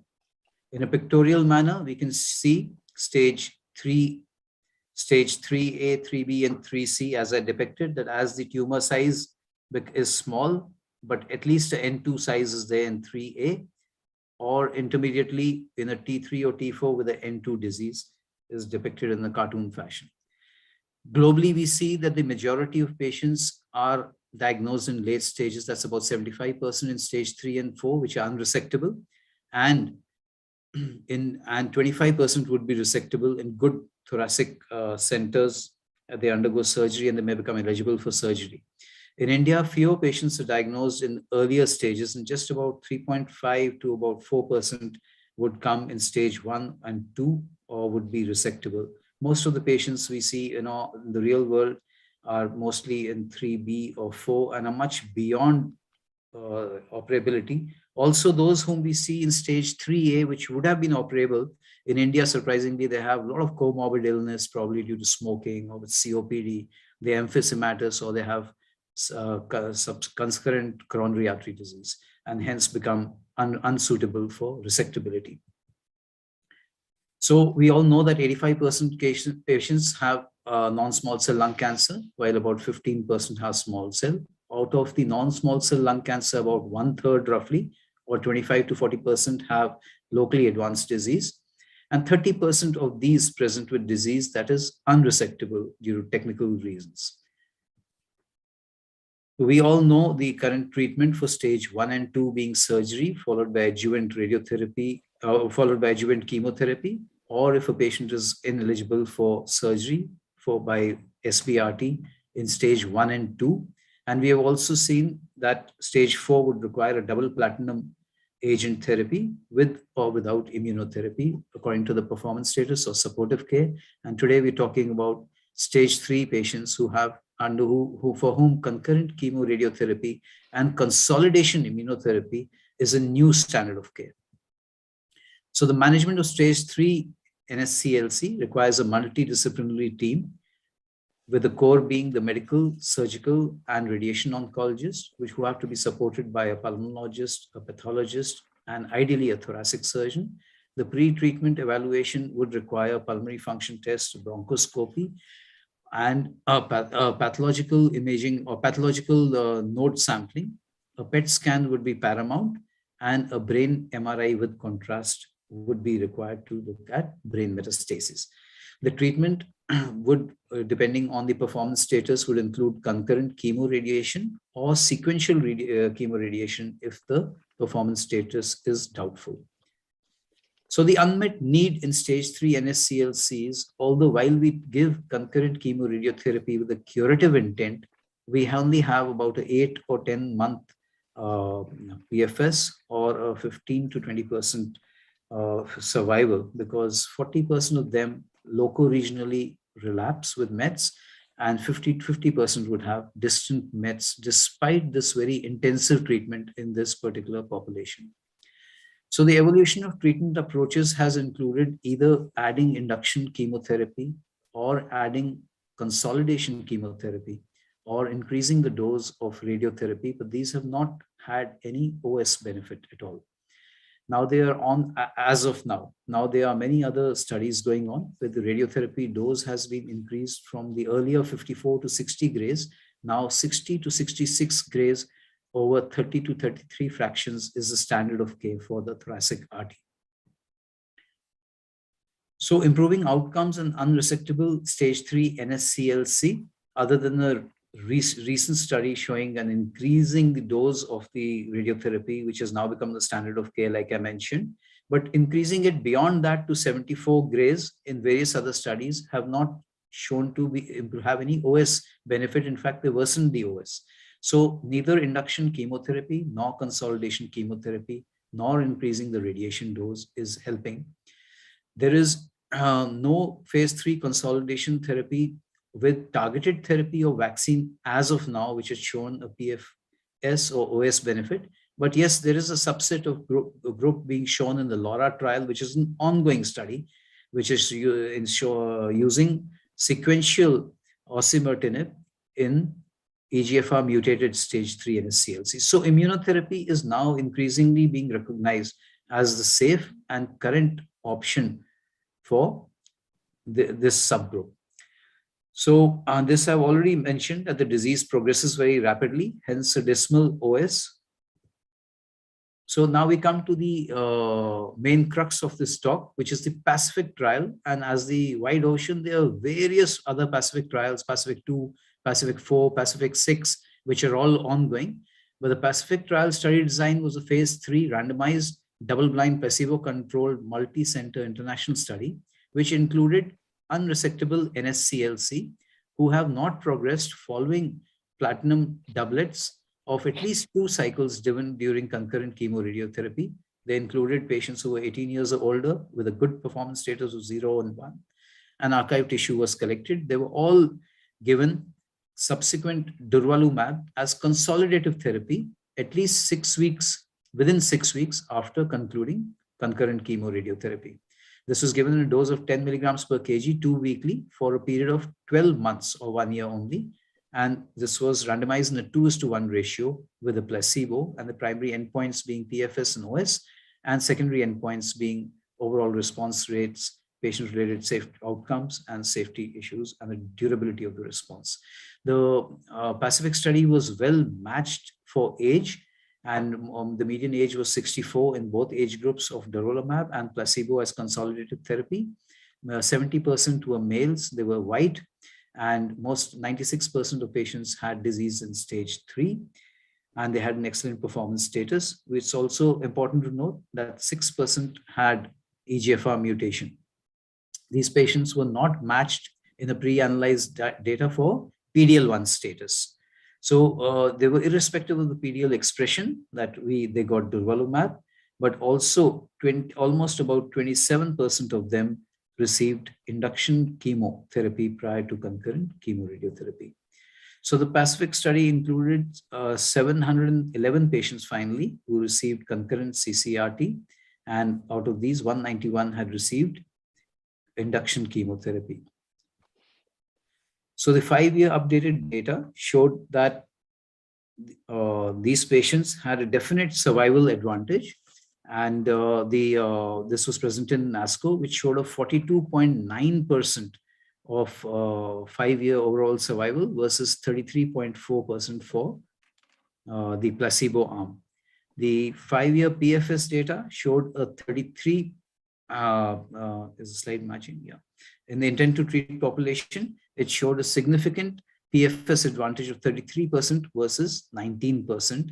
And this also shows that the response has it was a durable response, and the curves have separated very early in the course of treatment. And the sustained benefit of 5 years was shown. So in the durvalumab arm, many patients after completing the treatment have received some kind of a platinum-based therapy, a single agent, double agent immunotherapy, or targeted therapy following the completion of the treatment. And 41% required this in the durvalumab arm versus 54% in the placebo arm.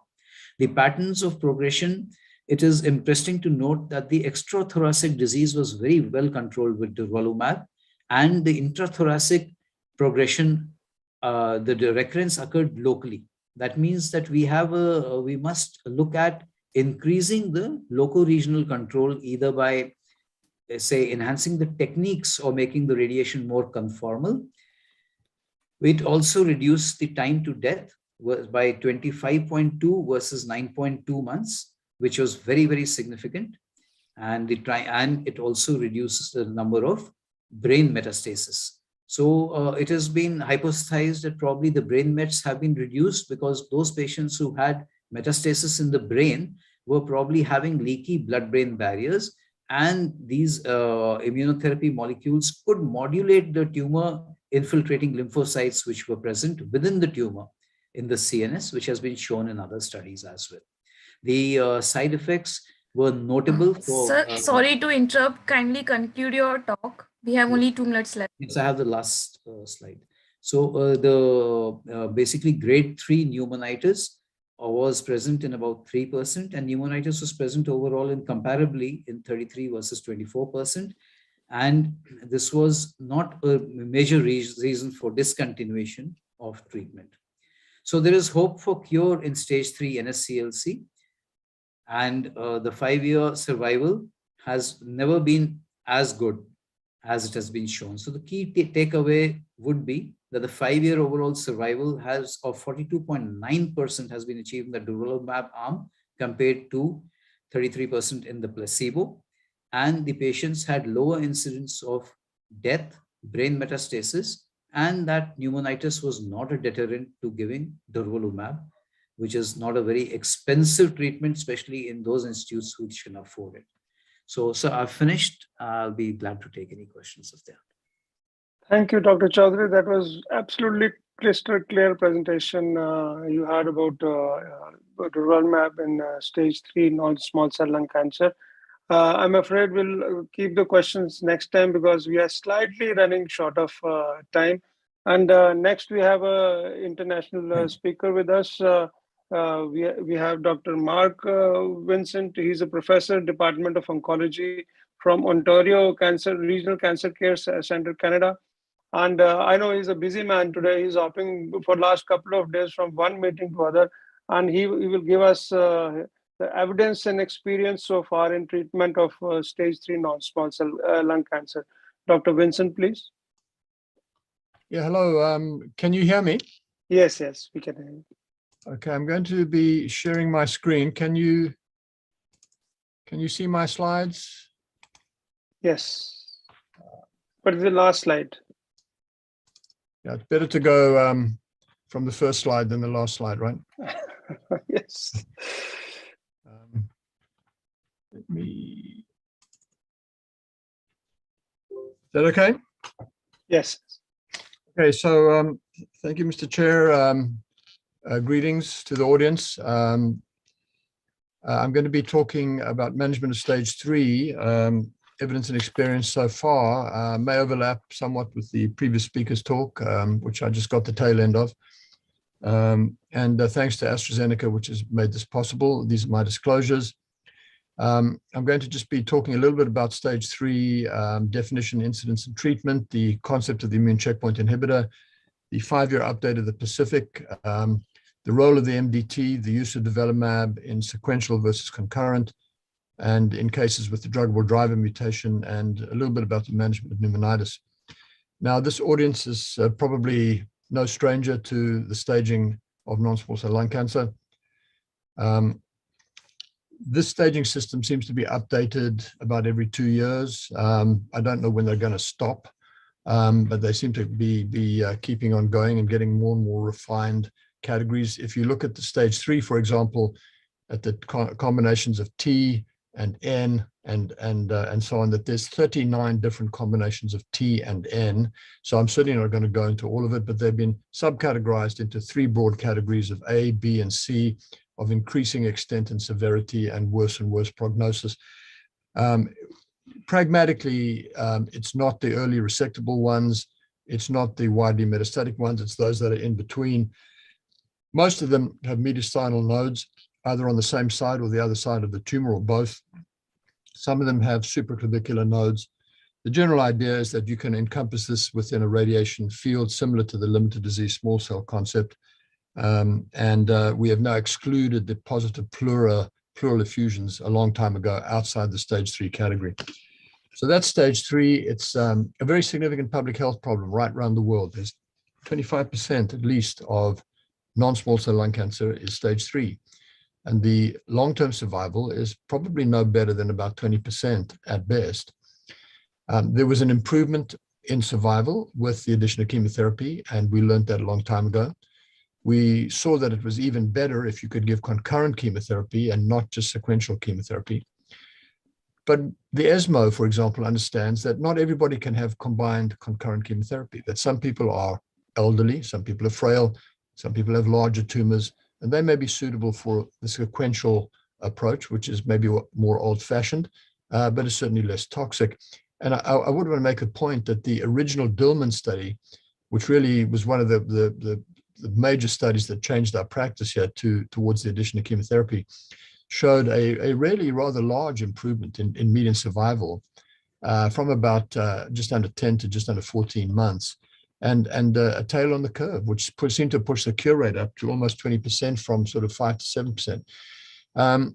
Now, sequential chemoradiation is more acceptable to some people because it's less toxic. And you can see this in the incidence of grade 3-4 esophagitis, which in sequential is only about 4%, whereas it goes up to about 20 to 40% with concurrent. Now, concurrent is a better outcome, but there's a bit of suffering with that, with respect to the toxicity. So patients have to be robust.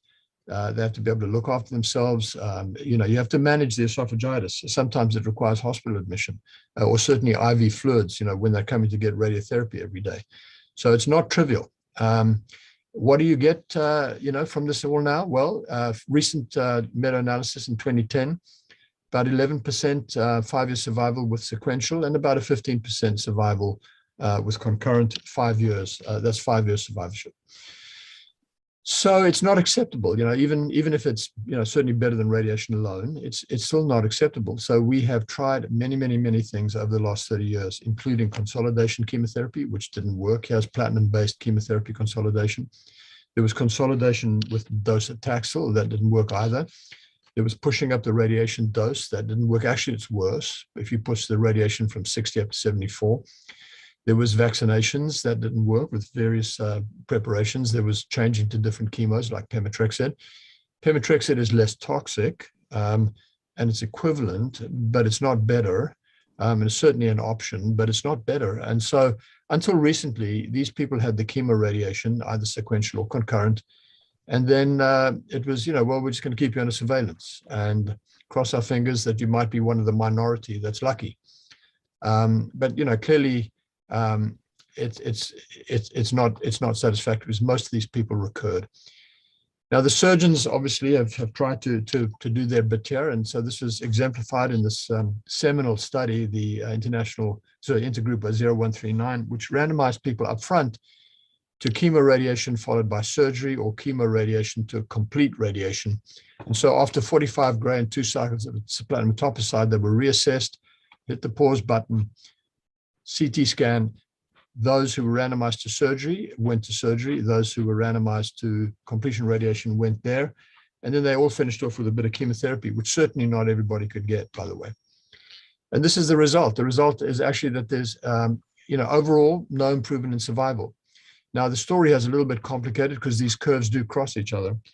And so an exploratory analysis was undertaken to look at, hypothetically, this is real data in yellow, but the blue is hypothetical. The people who got chemoradiation, if they had been able to get a lobectomy, and that's a supposition, they might have done better getting actually a lobectomy. If they had to have a pneumonectomy, which is, the blue curve here, they never got a pneumonectomy, but that's the chemoradiation. But the yellow curve actually did get a pneumonectomy, but they tried to match the people. They actually did worse. So it seems that pneumonectomy is very dangerous in the context of chemoradiation because, of course, the entire cardiac output now goes into one lung. It's partially been irradiated by the spillover, and it doesn't come out. These people are teetering on the brink of pulmonary edema, and I've seen a couple die like that, actually. But if you can get away with a lobectomy, there is an argument for doing it. So I think, we have to be able to understand and talk to our colleagues in surgery here because we have to work with them. There is no doubt that if you do surgery, you have a lower incidence of local failure, local only failure. But most of the relapse is systemic. And unfortunately, the surgery, no matter how technically expert, does not protect you from metastatic failure. Even single station N2, and the best of the best, which is upper mediastinal single station N2, you're really only pushing 40 to 50% 5-year survival. And now we may say, well, that's not bad. It's not bad for lung cancer. But if this were breast cancer, it'd be completely unacceptable. And it is unacceptable today if we can do better. And all of this is illustrated by a very large study out of South Korea, which took 570 patients with 3A disease, most of them 3/4 were single station N2. And they try modality therapy, chemo, radiation, and surgery. You can see the dynamics of the recurrence here. Up top here, it's the distant recurrence. At the bottom, it's local failure. You can clearly see that most of the recurrence is in fact systemic. The 5-year disease-free survival was only 30%. That means 70% of people had failed. And if you look at the failures, most of them are distant. Unfortunately, no matter how good the surgery, most of these people have micrometastatic disease and cannot be helped by surgery. So the surgery, although it's good and it helps local control, as far as the metastatic disease is concerned, in most of these people, it's like closing the barn door after the horse has already escaped. So we have to think differently. So thinking differently is about immunity. So we know most people with lung cancer, it's due to exposure to tobacco and other mutagens. We know that most of these lung cancers are very mutagenic, and we know that mutations may be antigenic. So we have the cancer immunity cycle here, whereby tumors are turning over, There's antigens that are shed into the tumor milieu. They're picked up in some cases by dendritic cells. They're trafficked to the local lymph node. There's a checkpoint there called the CTLA4, which is an inhibitory checkpoint. And at that point, that may be the end of the immune response. However, if they can circumvent that checkpoint, they get back, they clonally expand, get back into the circulation, they go to the tumor where there's another checkpoint called PD-1, PD-L1, which is also inhibitory. So these checkpoints were discovered by these two individuals, James Allison and Tasuku Honjo, who rightfully got the Nobel Prize. Now, radiation can manipulate the immune system, both for good and for bad. Most of it, or many of the mechanisms, seem to help the immune system, and they include secretion of danger signals and cytokines, so-called immunogenic cell death, explosion of the tumor, shedding of antigens that's increased, trafficking of immune and inflammatory cells into the tumor that's enhanced.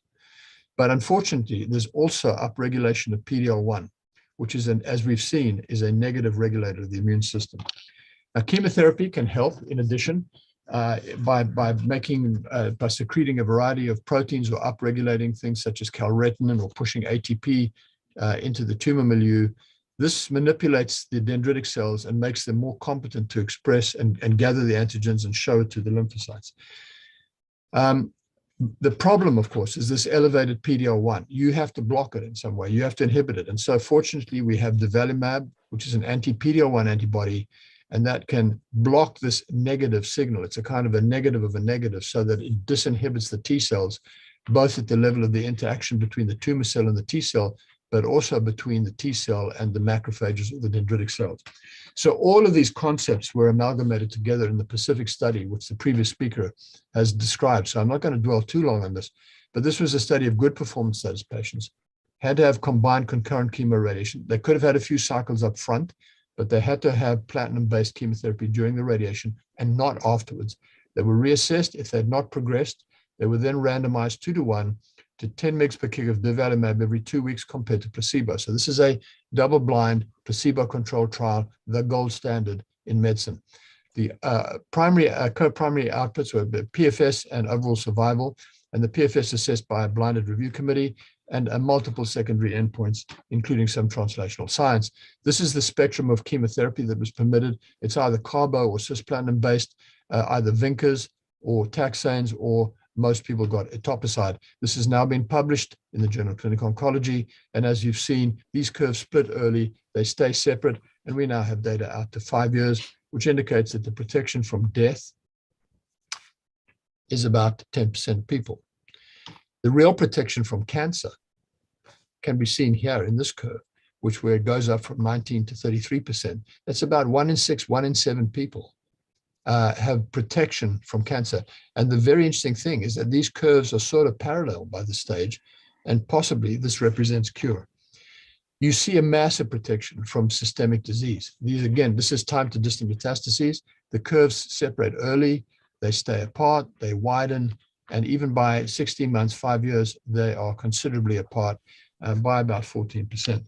So we think this 14% of people who are protected from distant recurrence may be the people who are cured. This seems to help both non-smokers and smokers, and it may help people with EGFR mutation positive status, which is a relatively small number of people, so it's not a statistically secure conclusion, but it looks like the evidence is that it probably does. And this is the progression-free survival, where you can see that the data point there is to the left of the unity line, and in fact that's also true for the never smokers, which was a little bit of a surprise. And we know that many of these EGFR patients are never smokers. There was a concern initially about PD-L1 negative patients.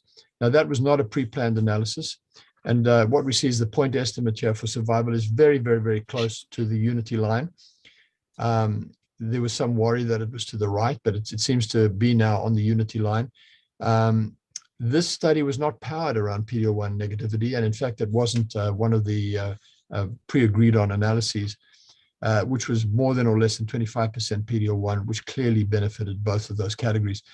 But if you look at the progression-free survival for the PD-L1 negative, the point estimate is clearly to the left of the midline. But as I said, this is a relatively small number of people, so the confidence intervals are wide. And so there's some uncertainty about that, but this study wasn't powered around that. What we know actually is that if you stick the needle this way or that way, you can get a different PD-L1 result.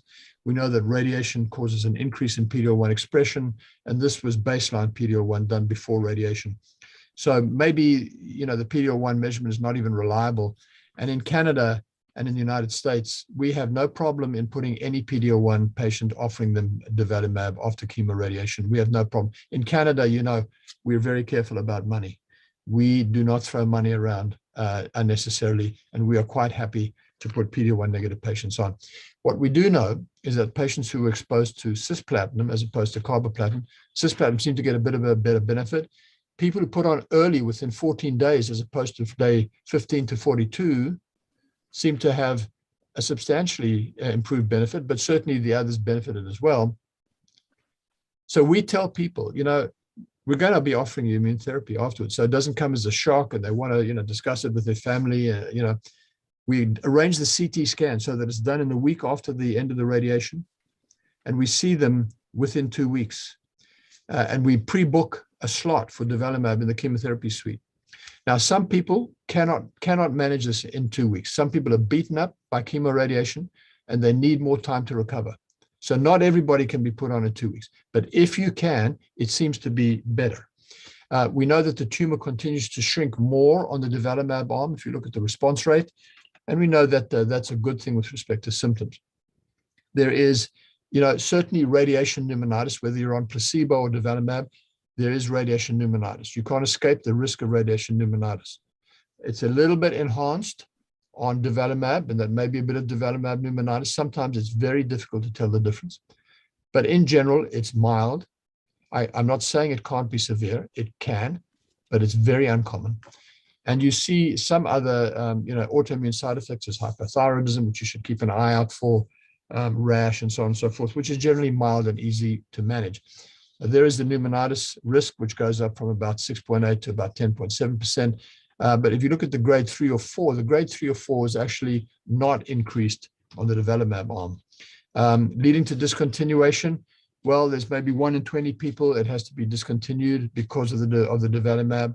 But considering the magnitude of benefit, considering that, you know, people discontinue anyway because of chemo and radiation, this is a good deal. This is one of the best deals in oncology in terms of risk benefit. Now, you get protection here from systemic disease. This has been discussed by a previous speaker, so I won't dwell on it.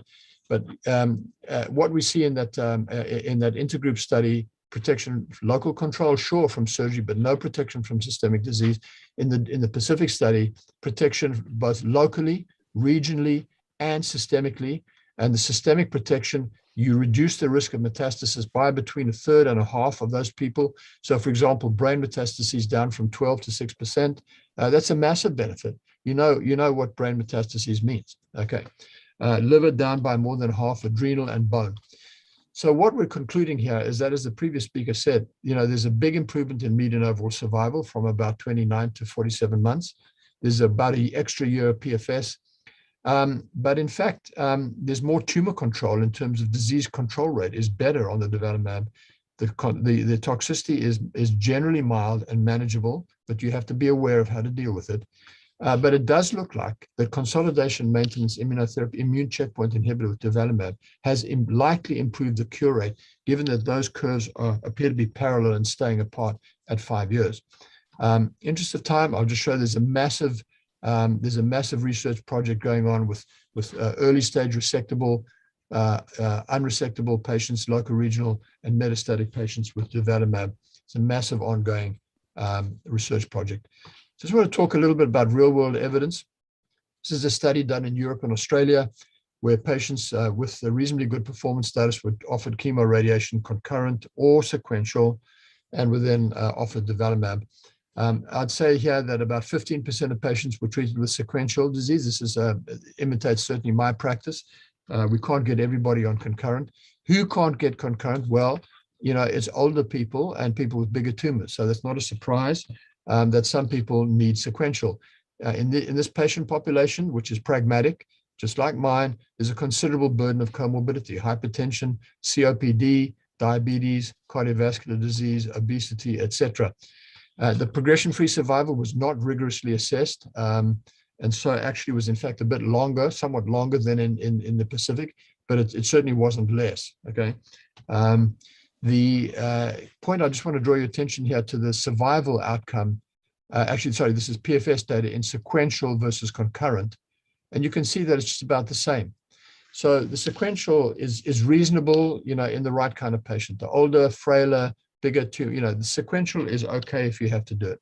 And the pneumonitis rate and the toxicity rate in this study was about the same as in the Pacific study. So just a couple of case reports real quick. 75-year-old man had a stroke, been worked up, found to have a tumor there. Good pickup, I think, on the CT scan. There's an N2 node. There's the PET scan showing the primary, the hilum, and the N2 node. It's biopsied. It's a very poorly differentiated, you don't know if it's an adeno or a squamous, but very poorly differentiated, but strongly positive. This guy's a smoker, PD-L1 more than 50%. Next generation sequencing, no mutation was detected. And we said to him up front, we think you're okay for chemoradiation, but we used vinblastine. We didn't have a topicide because of a shortage, but we said we're going to be offering you durvalumab afterwards. There's the post-radiation CT scan. This gentleman is accepting the durvalumab, and here he has 12 months of durvalumab, day 1, day 15 at that time, although you can give it monthly now, actually, but this gentleman had 24 infusions of durvalumab. He went through it, no problem. About 3 years after the start of his treatment, he started to see flashing lights in his visual field, and in fact, he has a brain metastasis there, and you can see it on the MR and on the CT scan. This was solitary, so we actually referred him to neurosurgery. He had it excised. It's now PD-L1 weakly positive, and in fact, there's P53 mutations now detected. We wondered, is this a different cancer? We searched him from head to foot. There's no evidence of anything outside the brain. And so we think this is just a recurrence. We think it's in fact a late recurrence. And we think, we wondered, what should we do? Should we radiate his whole brain because of the, the cognitive effects of that? So we said, no, we're just going to give him stereotactic radiation to the tumor cavity. And we think, being over 75, you benefit over 70 just as much as you do under 70. So age should not be a barrier to durvalumab. We think this is one of these gentlemen who never had complete protection in his brain, but he only had a solitary tumor. He didn't have multiple, and it was late. It was delayed. So we do think, given there's no other evidence of recurrence, solitary brain met, resected, now possibly cured again, we think on balance it was a good thing that we gave this gentleman durvalumab. So this is not a perfect case with no recurrence. This is the kind of reality. People will still relapse, but I think in this case, it was probably delayed. Critical role of the MDT, just briefly, we know that in the COVID situation, there's fewer people who are discussed on MDT. This is not a good thing. This is some data from Philadelphia showing that you can use telemedicine not only to communicate with your colleagues, but also to communicate with patients. That might help this situation. We know that there was no increase in the time to start radiation or the time to start chemotherapy, but there was a little bit of maybe about a week's delay in starting surgery. So we think that, surgical patients may not be best suited for telemedicine, but we think that people who are going to get radiation or systemic treatment, you can employ technology to get around this COVID kind of situation. Now, the MDT is critically important. You should have a core MDT, if at all possible, with the radiation therapist, the thoracic surgeon, the medical oncologist, the pulmonologist, if possible, the radiologist, critical, the pathologist, and then maybe the research people, maybe the supportive care people. Pharmacists, I find, are very helpful. This is the core MDT. You can make it more sophisticated with immunotherapy people. You can make it the genomic, ad board, MDT. You can make it an advanced radiotherapy planning MDT. You can have a national MDT or regional MDTs. You can make it more and more sophisticated. But the key thing is, at the very least, you should have a core MDT. And we know that there are complex issues here of diagnosis, staging, investigations, molecular, and so on, immunostaining, biomarkers, as well as therapy plans, this very heterogeneous disease. These people are markedly benefited by having an MDT. Why? Because they're exposed to specialists who understand these issues. We cannot expect community oncologists to know about all of these things because it's continually being updated and they have to treat everything. We know that there are huge countries in the world. Canada is one of them. India is another. We don't want just the people in the cities to have the benefit of these new drugs. We want to democratize it so that everybody can benefit. And so we need to have a system, and technology can help you do this. There is more effective decision-making in an MDT. So this is exemplified here by the SEER data from 45,000 patients in the United States. Only 23% had guideline concordant treatment, and they did better. The other 77% of people had non-concordant treatment, and their hazard ratio for death was 1.42, nearly 50% higher risk of death if you don't have concordant treatment, and you are less likely to have guideline concordant treatment if you don't have an MDT. What about driver mutations? I'll just show here, there's a whole raft that you know about: KRAS, BRAF, MET14 skipping. We know that there is a likelihood that they will benefit from immune therapy, obviously targeted, but immune therapy. HER2 and EGFR mutations, there is some evidence that some people, but not everybody, will benefit from immune therapy. ALK, ROS, and RET, probably not. This data from IMPOWER 150 shows an improved response rate, a better PFS, and in fact, a better overall survival from the addition of atezolizumab to bevacizumab, carboplatin, and paclitaxel. You can see the ABCP in blue versus the BCP in red, and the hazard ratio for survival is 0.6. Now, I grant you there were not that many people with EGFR, but it does seem that the majority of the data here indicates that they can be PD-L1 positive. They could be smokers. It doesn't stop you getting EGFR mutated. And the Pacific data here seems to show that there is probably a benefit in these people. So we have no problem in Canada where we have to watch our money. We have no problem giving these people a PD-L1, anti-PD-L1 drug. So there's the LAURA study, which is looking at osimertinib versus placebo in the stage 3 patients EGFR mutated. We don't have the outcome data of this yet. That may change our practice. So this is an open question. Should they get osimertinib? Should they get nivolumab? It's an open question in my mind, and we will see what we will see. So finally, there's a 52-year-old female Filipino living in Canada. She has a lump in her neck. She's a never smoker. There's the lump in her neck. There's the hilar mass. There's the N2 node. There's the cytology biopsy showing a nice little gland there in the cytology specimen. It's TTF1 positive. The rest of the scanning is negative. The PD-L1 is 1 to 49, so it's actually positive. And in fact, she has a sensitizing EGFR mutation, but we are not funded to give osimertinib in this situation at the moment here in the stage 3 setting. There's her baseline chest X-ray, both the lateral and the PA. There's her CT PET scan, which clearly shows the disease in the chest as well as in the neck. She has 2 cycles of cisplatin etoposide and 60 gray and 30 fractions. It's well tolerated. And there's the post-CT staging. There's the pre-chest X-ray. There's the post-chest. Clearly better. It's not worse. She agrees to nivolumab. She has 2 cycles of nivolumab. She starts to get a cough. She starts to get a shorter breath. So we do a chest X-ray. We kind of start to see something here. We do a CT scan, and you see dense fibrotic reaction within the radiation field. Okay, this is probably radiation pneumonitis. You can't escape this risk, whether you get nivolumab or not. You're gonna suffer this risk. So we can't conclude that there's no contribution for nivolumab. So out of an abundance of caution, we hold the nivolumab. We gave her prednisone weaning over about 2 to 3 months. She started to feel better. We kept a very close eye on her. And here's her chest X-ray 3 months later. She says, I'm okay now. So we reintroduced the nivolumab. She's, after the 2 cycles, she's now had 8 cycles of nivolumab, further nivolumab without any problem. And her intention and our intention is to complete the 12 cycles. So just very briefly to show that for pneumonitis, the PD-L1 incidence appears to be a bit lower than the anti-PD-1 drug, and it's lower than the CTLA-4. So there is a school of thought that believes that the anti-PD-L1 immune checkpoint inhibitors have a lower rate of toxicity than the other types of immune checkpoint inhibitors. But it can still happen. You know how to deal with it. Grade 1, you're keeping a close eye on. Maybe you're carrying on, but you're keeping a close eye on it. Grade 2, you're into holding the immune drug. You're into oral steroids. Grade 3, you're into IV steroids. And grade 4, you're into hospital admission and maybe event. You don't want it to get to grade 4 or grade 3. You want to be onto it quickly. You want to stamp on it, take away the Durva or the Pembra, whatever you're doing, get them on some steroids, reassess. If they recover, you can reintroduce the immune drug, but do it carefully and cautiously. This has been reviewed very nicely in this publication. Anybody who wants these slides, I'm very happy for anybody to have them. Just ask the company. This is a good paper, very thorough analysis of radiation pneumonitis and or immune-related pneumonitis, because sometimes you can't tell the difference. You have to be very careful about the planning, the V20 and all that kind of stuff, so that you don't excessively expose the normal lung fields to radiation damage.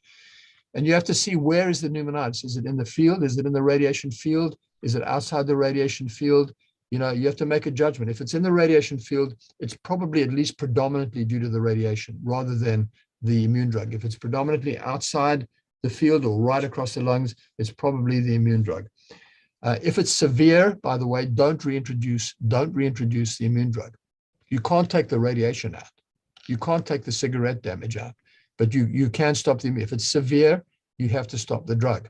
But it's very rare that that happens, as we see from the specific study, as we see from the real world evidence. Severe pneumonitis, grade 3-5, was very uncommon.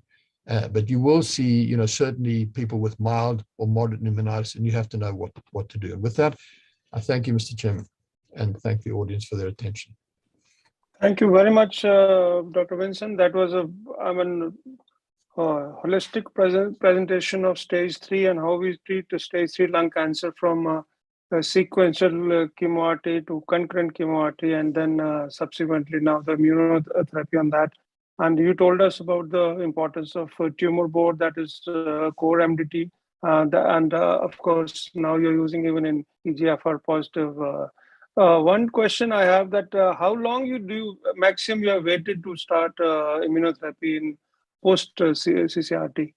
So, you know, as I said, we try to do it within 2 weeks. So certainly we can't do that in everybody. So I'd say, you know, at least half of these people, we're starting it between week 2 and week 6, and we're trying to get it in week 6. Some people, you know, we will start it later on. We don't intend to do that, but some people need a long time to recover, and mentally they're not, you know, they've just gone through something that might be quite rough for them with the chemoradiation. Mentally, they need time to recover as well. So in these people, I think we are sympathetic, and we will start it later on. You know, we don't have any evidence that it doesn't work later on.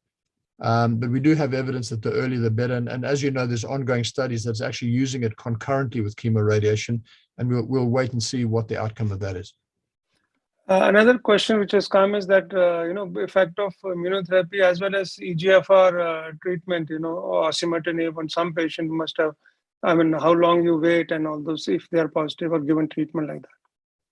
So we know from the ADORA study, you know, which is a post-resectional use of osimertinib, that it's very highly effective in delaying recurrence. We don't have the long-term survival data on that yet.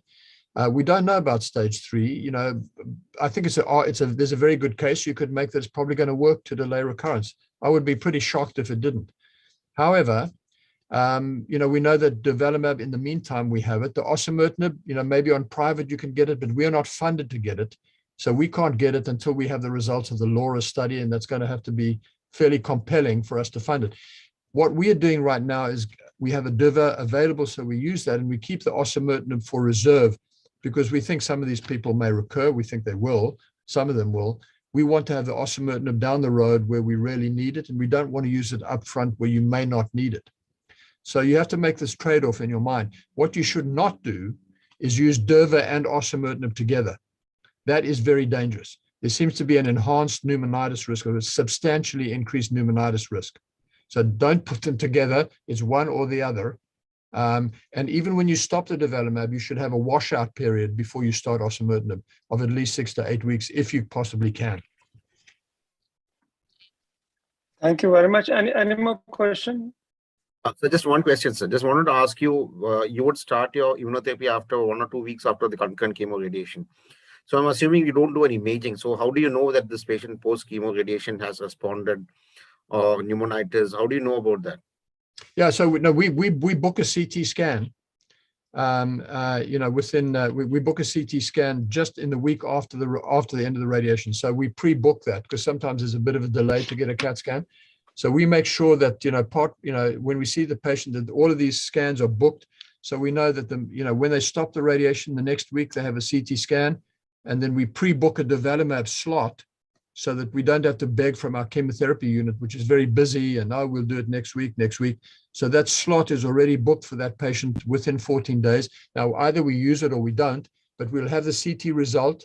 Certainly, you can get a lot of information from a chest X-ray, which you can almost always get. Sometimes, if the CT scan goes wrong, there's a problem, I will rely on my clinical judgment and just a chest X-ray. And I also use tumor markers. I use CEA, CA99, CA125. I routinely do that, actually, and I find them quite useful. I'm not saying there's a lot of data and I can give you data and publications, but we are analyzing this. So I use tumor markers, chest X-ray, clinical, how you're feeling, that kind of thing. And if the CT scan hasn't been done for some reason, I will sometimes use my discretion and just go ahead with the development. But we will try to get a CT anyway. And if it shows, liver met or something, well, we just have to stop it. If there are no more questions, thank you very much, Dr. Vincent. That was wonderful presentation, and we all benefited from that. And thank you. And then we now proceed to the next presentation, targeting KRAS mutation in non-small cell lung cancer. This lecture will be given by Dr. Akhil Kapoor, who's assistant prof in medical oncology from Tata Memorial Hospital, Varanasi. Dr. Kapoor, please. Thank you. Since we are some behind the time, I will try to finish. Yeah. So we are looking at living in a world with targeted treatments, and we look forward to more and more targeted therapy being added for our patient every day. So this is one of them, and hopefully this will be available to us shortly as well. We have a lot of drugs available on compassionate basis now, and hopefully this will be available to us also.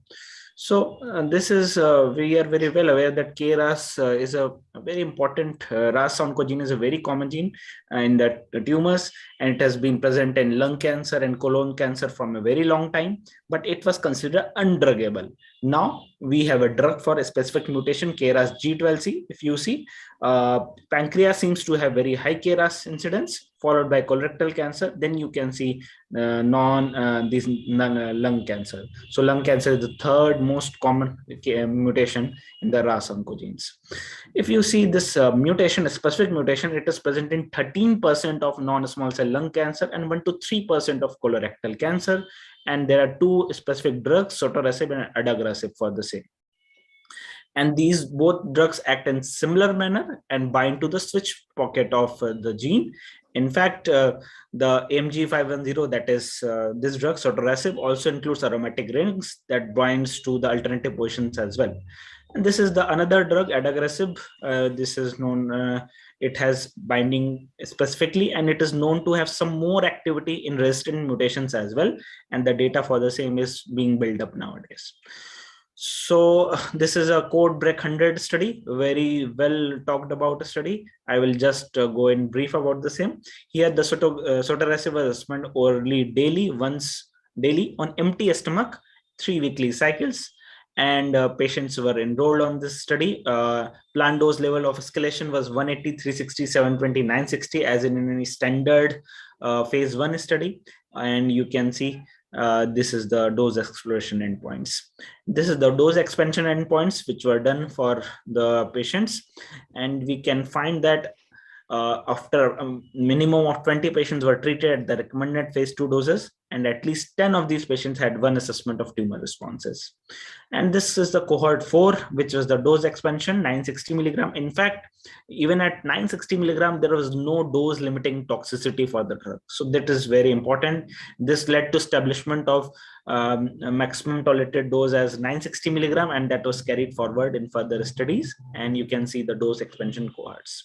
The standard criteria for the study and patients key exclusion criteria of the study, which always need to be kept in mind, include untreated active brain mets, which is for most of the TKI studies, and systemic anti-tumor therapy within 28 days before initiation of sotorasib. So this is the data. Around 130 patients were enrolled, and includes many other patients as well. And you can, we will like to discuss about the NSCLC patient cohort in this presentation. Around 60 patients were taken. And as I told, this is the curve. This is a waterfall plot, and you can see a significant number of patients are having good responses. That is somewhat reduction in the tumor size. A lot of patients are qualifying in the stable disease as well. You can see a long list of patients who are having stable disease, and then significant number of patients who are having partial responses, and one of the patients had near complete response as well. So if you see at the overall response rate to be 32%, but disease control rate is very high, as high as 90%. So that is an important point that should be taken into mind, that the drug is able to control the disease. Or also, if you see the ongoing responses, this gives us an idea. A significant number of patients who had even attained good responses had ongoing responses as well. So the median follow-up was also good, 11.7 months, and median PFS was around, you can see it was good, around 6.5 months. So with this, I would like to touch upon the side effects. Diarrhea and fatigue, these are the most important side effects, but grade 3, grade 4 are very low, around 4% and 5%, somewhat increase in transaminitis. That is the only. So no dose limiting toxic adverse effects were observed, and no treatment related adverse event leading to death.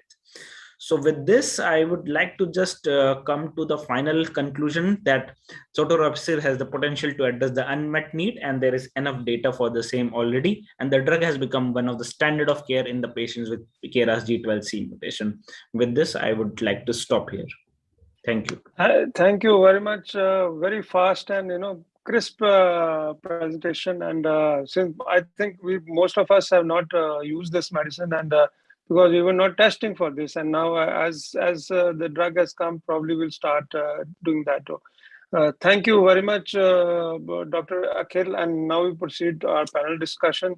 That is the management of stage 3 non-small cell lung cancer. Now, this will be moderated by Dr. Rakesh Reddy, and he's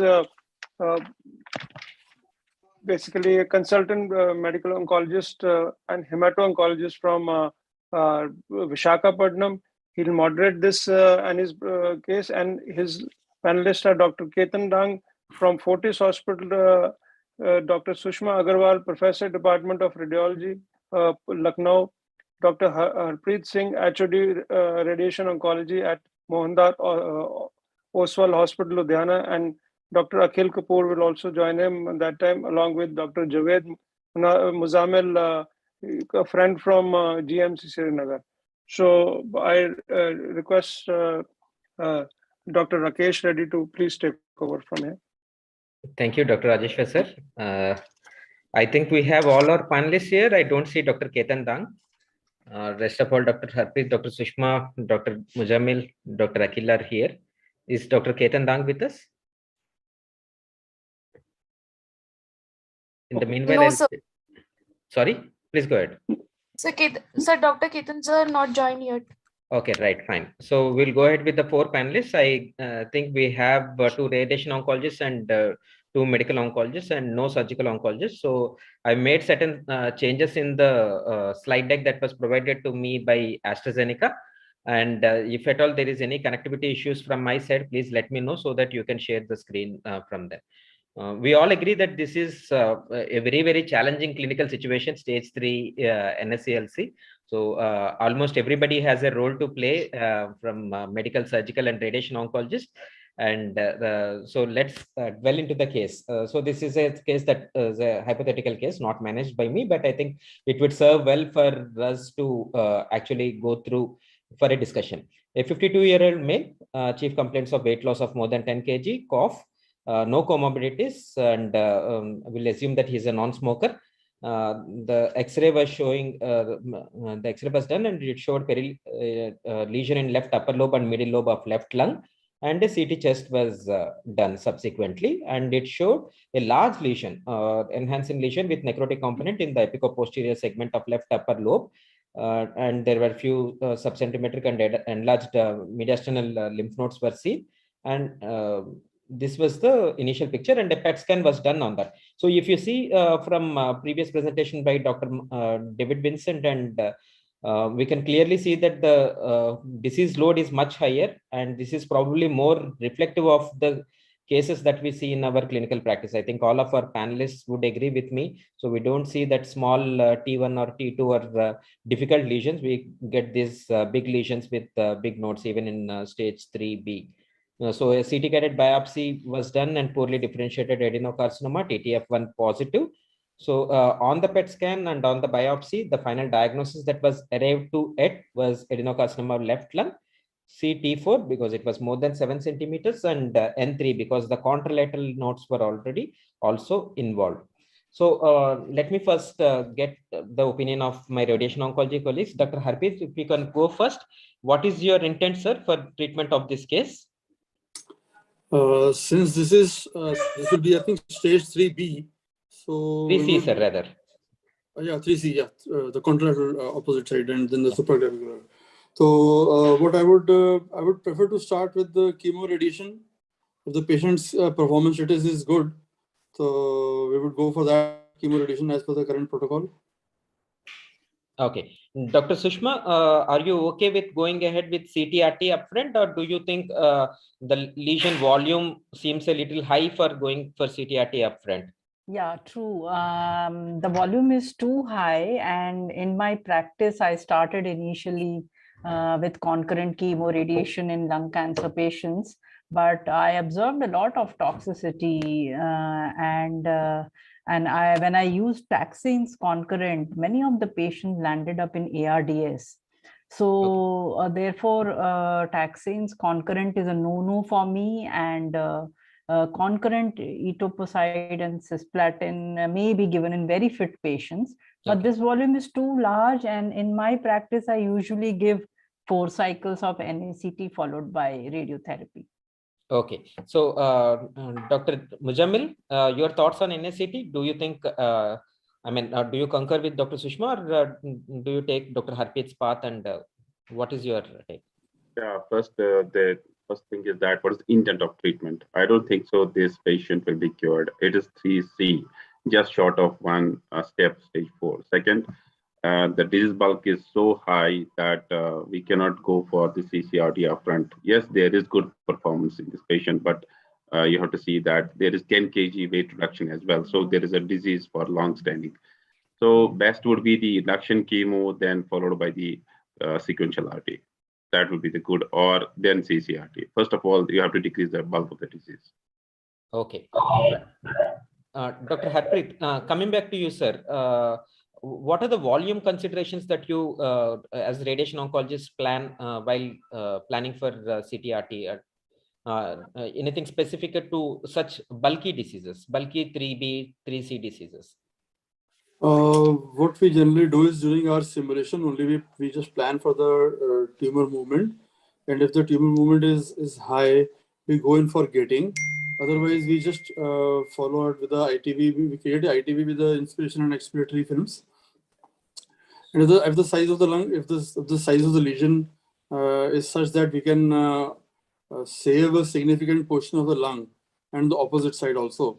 So that's how we plan, and this is an apico posterior segment, so we don't expect much of cardiac issues.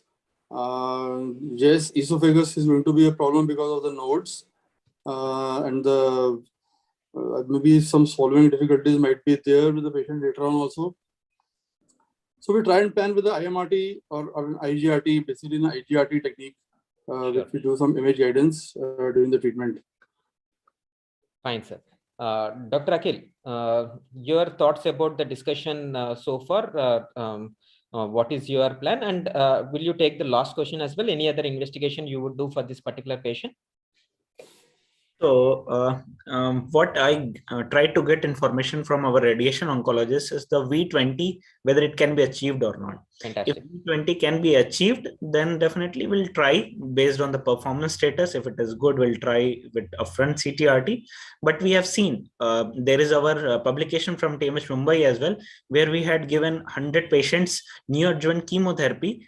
Not the standard negation, not the standard N2 node. Beyond N2, we had given pemetrexed cisplatin or pemetrexed carboplatin based NSCT in such patients because of these real world scenarios which we encounter in practice, and we found that it is actually useful. That is why we were able to give some actual data to our practice. So PEMSIS or PEM carbo remains a very good choice in such patients for debulking the disease. And we can also understand the biology of the disease. If it is having a good response, then it merits definitely further treatments in form of CTRT. In terms of any other investigation, definitely I think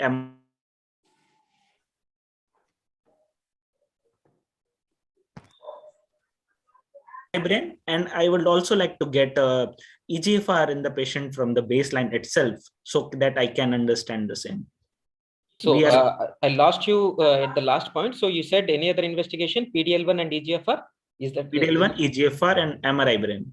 MRI brain, fantastic, fantastic. So, so very agreed with all the points that you have made, Dr. Rakil. So, discussion with radiation oncologist regarding the volumes that the healthy lung is going to get exposed to the V20, and this is actually a real world scenario where probably I would also tend to give NACT. Thank you so much for making all the points. So ultimately it is a discussion, closed discussion. I think at least surgeons we would be leaving out in this particular case scenario, but at least the radiation oncologists and medical oncologists have to come together to plan for this particular patient. Otherwise, for all stage 3 NSCLC, it is MDT is the way to go, and this is actually what this particular data also shows: clear separation of curves in patients who have been treated by a close-knit or core group MDT versus without MDT. This is the point that Dr. Vincent was also making so eloquently.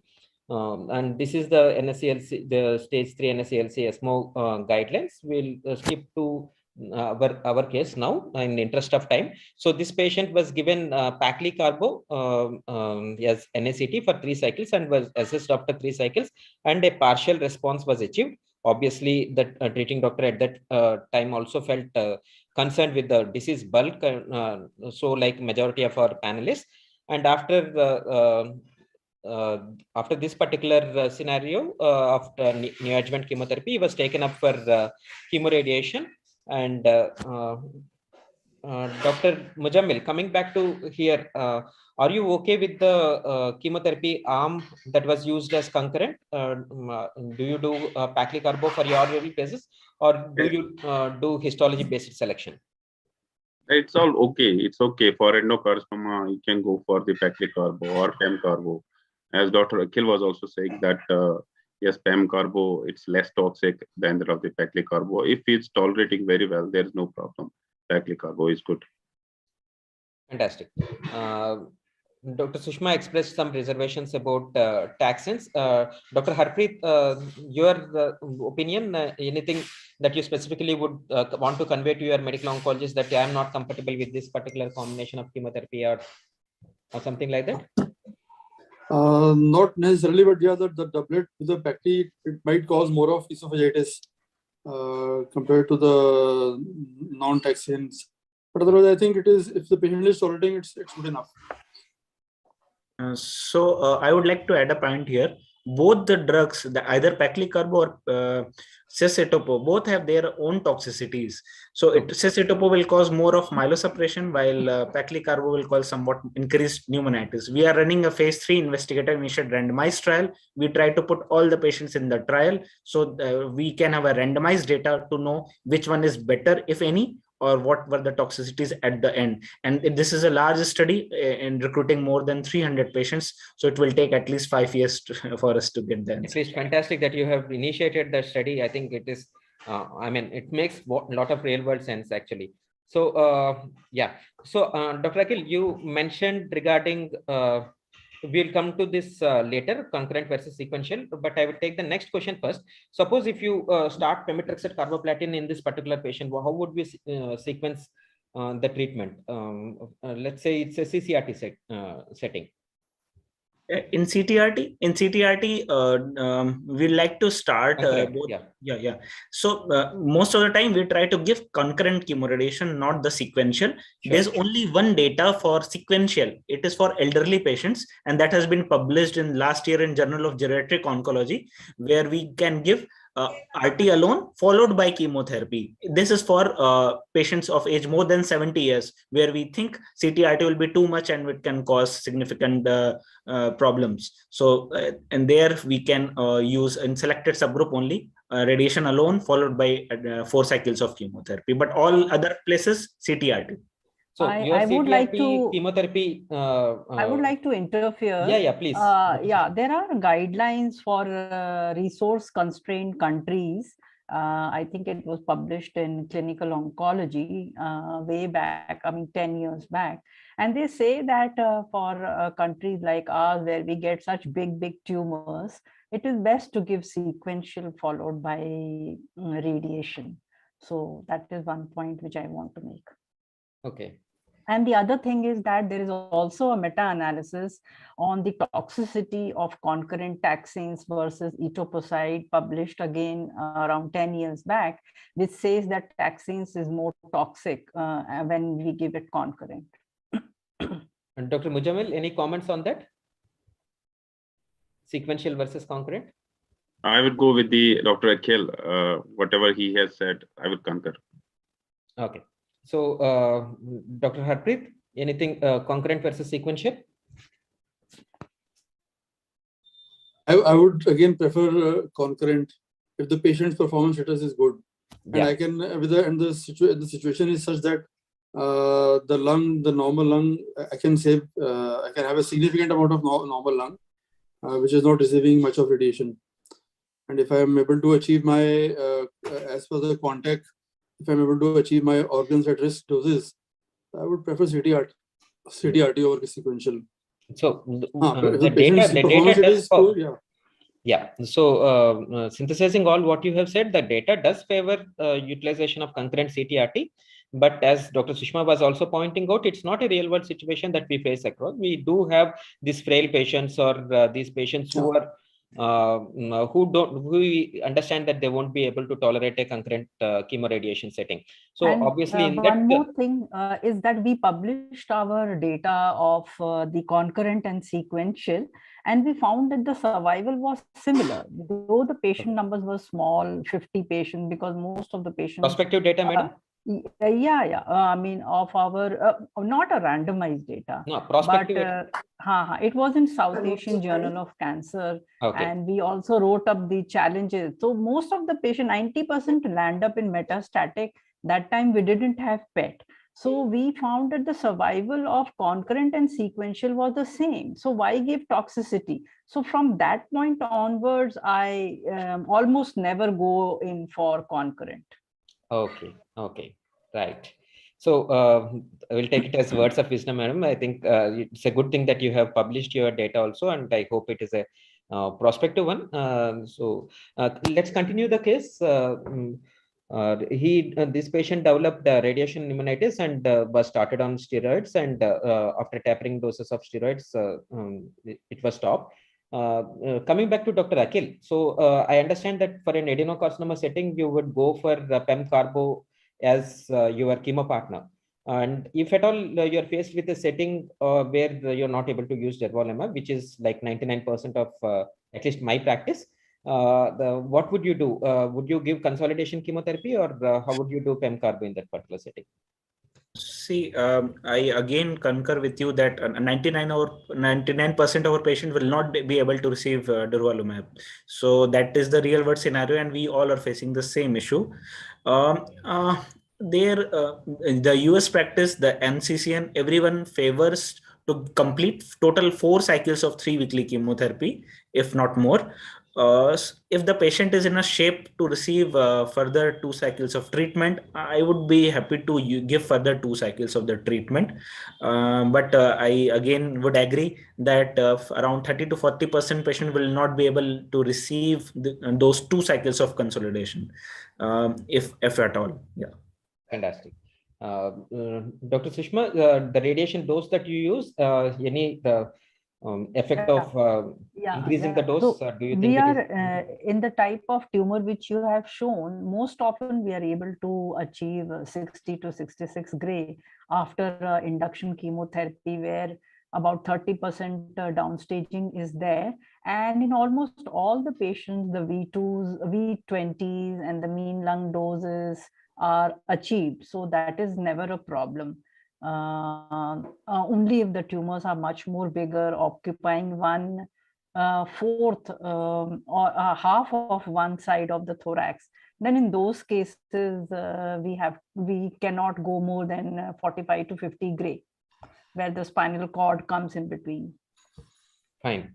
Now, how often do you see radiation pneumonitis as being a clinical issue in your practice, ma'am? Yeah, we see it like not more than 5 to 10%. 5 to 10%. Okay. Suppose if that patient happens to be an EGFR mutation positive one, do you think radiation recall pneumonitis is an issue when the patient progresses and starts in EGFR TKA? Do you see that? I have never seen such case of a radiation recall, but any of my panelists maybe I should be more vigilant as to whether they were EGFR mutated or not. But since the incidence is, because I am not giving concurrent, so that is why my incidence of radiation pneumonitis is very low. Okay, right. Any of my panelists have this experience of EGFR TKS causing it? I mean, ultimately, these patients, majority times, will not be able to cure them, and they would be receiving subsequent treatments. And if they are EGFR positive, you'd be starting TKS at some point of time. Do you think, have you experienced such scenarios? I have not experienced it. Okay, thank you, Dr. Muzammil. Akhil? Most of the time, EGFR TKIs do not lead to so much of recall of pneumonitis. We have seen a lot of patients who progressed after completion of CTRT or RT alone, whatever. We have used EGFR TKIs in a lot of those patients. Most important thing to be pointed out here is the drugs like first generation TKIs, gefitinib and erlotinib, do not cause so much of pneumonitis, while the incidence of pneumonitis is somewhat higher with osimertinib.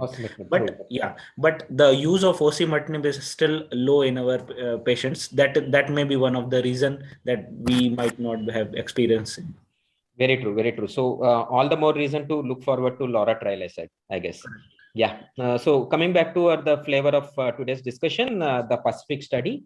Some important points are these patients should have received concurrent chemoradiation therapy and should have started durvalumab consolidation or gone into the randomization within 42 days post CTRT and should not have progressed.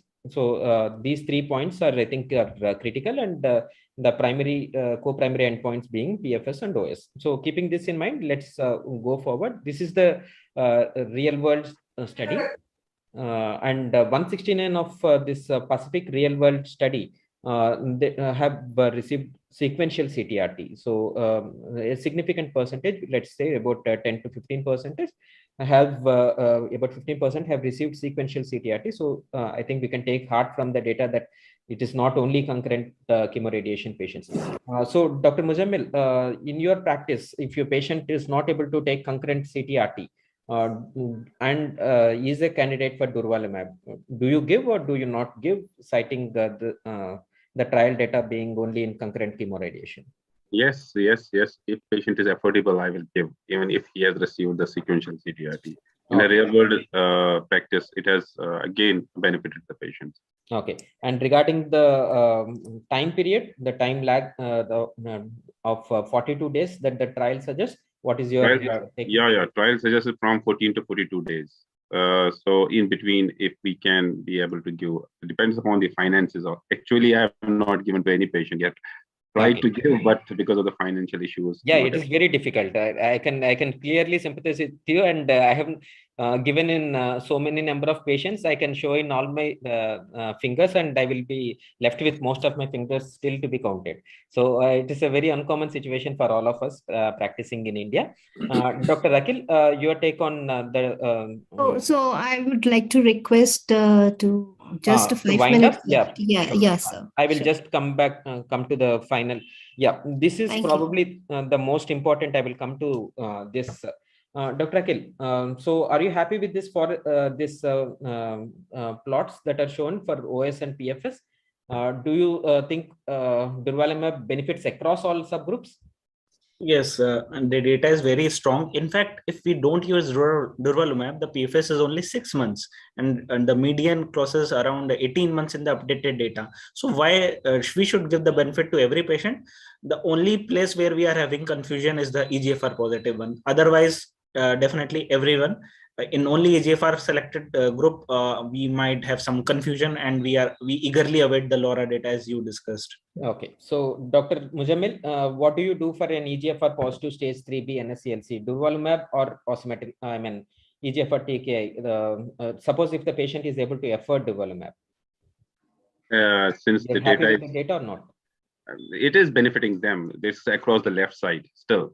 But better will be the if we have anti-EGFR treatment available for them, because you have Neo LAURA and this Neo Edura as well as LAURA trial data that is coming up. If we have access to osimertinib, yes, it will be good to give in those patients from stage 2 to stage 3 patients adjuvant, what you call to say osimertinib. Okay, and across PDL1 also, irrespective of PDL1, do you give? Since it's still not clear, it's not clear yet. Benefit is for those patients as well who have PDL1 expression. Okay. Dr. Akhil, tomorrow your case, post CTRT, patient is PDL1 1%, EGFR positive, exon 19 deletion, post CTRT, can afford both durvalumab and osimertinib. What will you do? Till now, there is no category 1 recommendation for osimertinib. So would like to offer durva only into the patient, but will be very careful about the progression in that patient, because the only worry is that if the patient progresses while on durvalumab, then I have to use TKI. Then after using durvalumab, giving osimertinib might lead to increased pneumonitis. That is my only worry. Have you encountered such scenario? Yes, we have already encountered. I have encountered also. In 50% of my patients, it was EGFR positive, and both progressed within 7 and 8 months of durvalumab or while on durvalumab. And one patient had brain progression, another patient had lung progression, and after starting osimertinib, developed such bad pneumonitis that she was continuously on oxygen for the rest of her life. So it is not a easy situation at all. So I mean, at least I feel it is a little gray area. I think if you have any, I think everybody feels. I think LAURA trial will give answer to that. Yeah. Hopefully, yes. With that, I think we should wind up, and we have discussed all of them. The time of first assessment, Dr. Vincent has so eloquently put that plan ahead while the patient is about to come to the end of CTRT, plan for your next assessment and try to start as soon as possible. Best time is to start within 2 weeks. If most of our patients will not be able to do that, and 2 to 6 weeks is what most of us get. And even after it is after 6 weeks of treatment, there is still real world data to suggest that even late durvalumab does help. And patient had responded, and this is all what were discussed earlier. So the key point here is the curative intent of treatment. The curves clearly show that a clear plateauing, and probably a proportion of these patients are likely to get cured, and that proportion of patient is clearly improved with addition of durvalumab, the current standard of treatment. So the key takeaway from this discussion, I thank all my panelists for their wonderful insights. MDT approach is best, and it gives the best outcomes for our patients. So the patient should get treated in a center where there is a MDT approach that can be taken, not in individual practices. Chemoradiation gives better outcomes than RT alone or CT alone. Durvalumab is the first and only approved immunotherapy. Consolidation chemotherapy doesn't improve outcome, it says, but we do encounter scenarios where we have to give consolidation chemotherapy. Durvalumab should be considered as standard of treatment in all the subgroups, though there is still a doubt that exists in the biomarker driven, especially EGFR and possibly ALK as well. And irrespective of PDL1 status, I think we can still give this drug as per the data that is given. And we all agree that it is the new standard of care. With that, I conclude my panel discussion. Thank my panelists and thank the organizers for giving this opportunity. Thank you, Dr. Reddy, and all the panelists. Wonderful discussion, the detailed discussion we had. Now we come to the conclusion of today's this thing. Basically, what we have discussed is that initial diagnosis is very important, because we get 20 to 25 to 30% of the patient in stage 3. So staging is important by what we do, by whether we EBUS or we do by bronchoscopy. Staging is, and the tissue diagnosis is important. And then in extensive stage non-small cell, in small cell lung cancer, outcome were not good till now. And now with coming of durvalumab and immunotherapy, the 3 years data is very promising, and with a higher response rate. Similarly, in non-small cell lung cancer stage 3, long-term outcome were just 20%, 18 to 20%. And now with this drug, durvalumab IO, we have increased to 5-year survival to 40% also going. So I mean, more and more patients are being cured by this drug. And then we should be careful about giving this drug. Whenever we encounter side effect, we have to intervene very early in this, especially pneumonitis.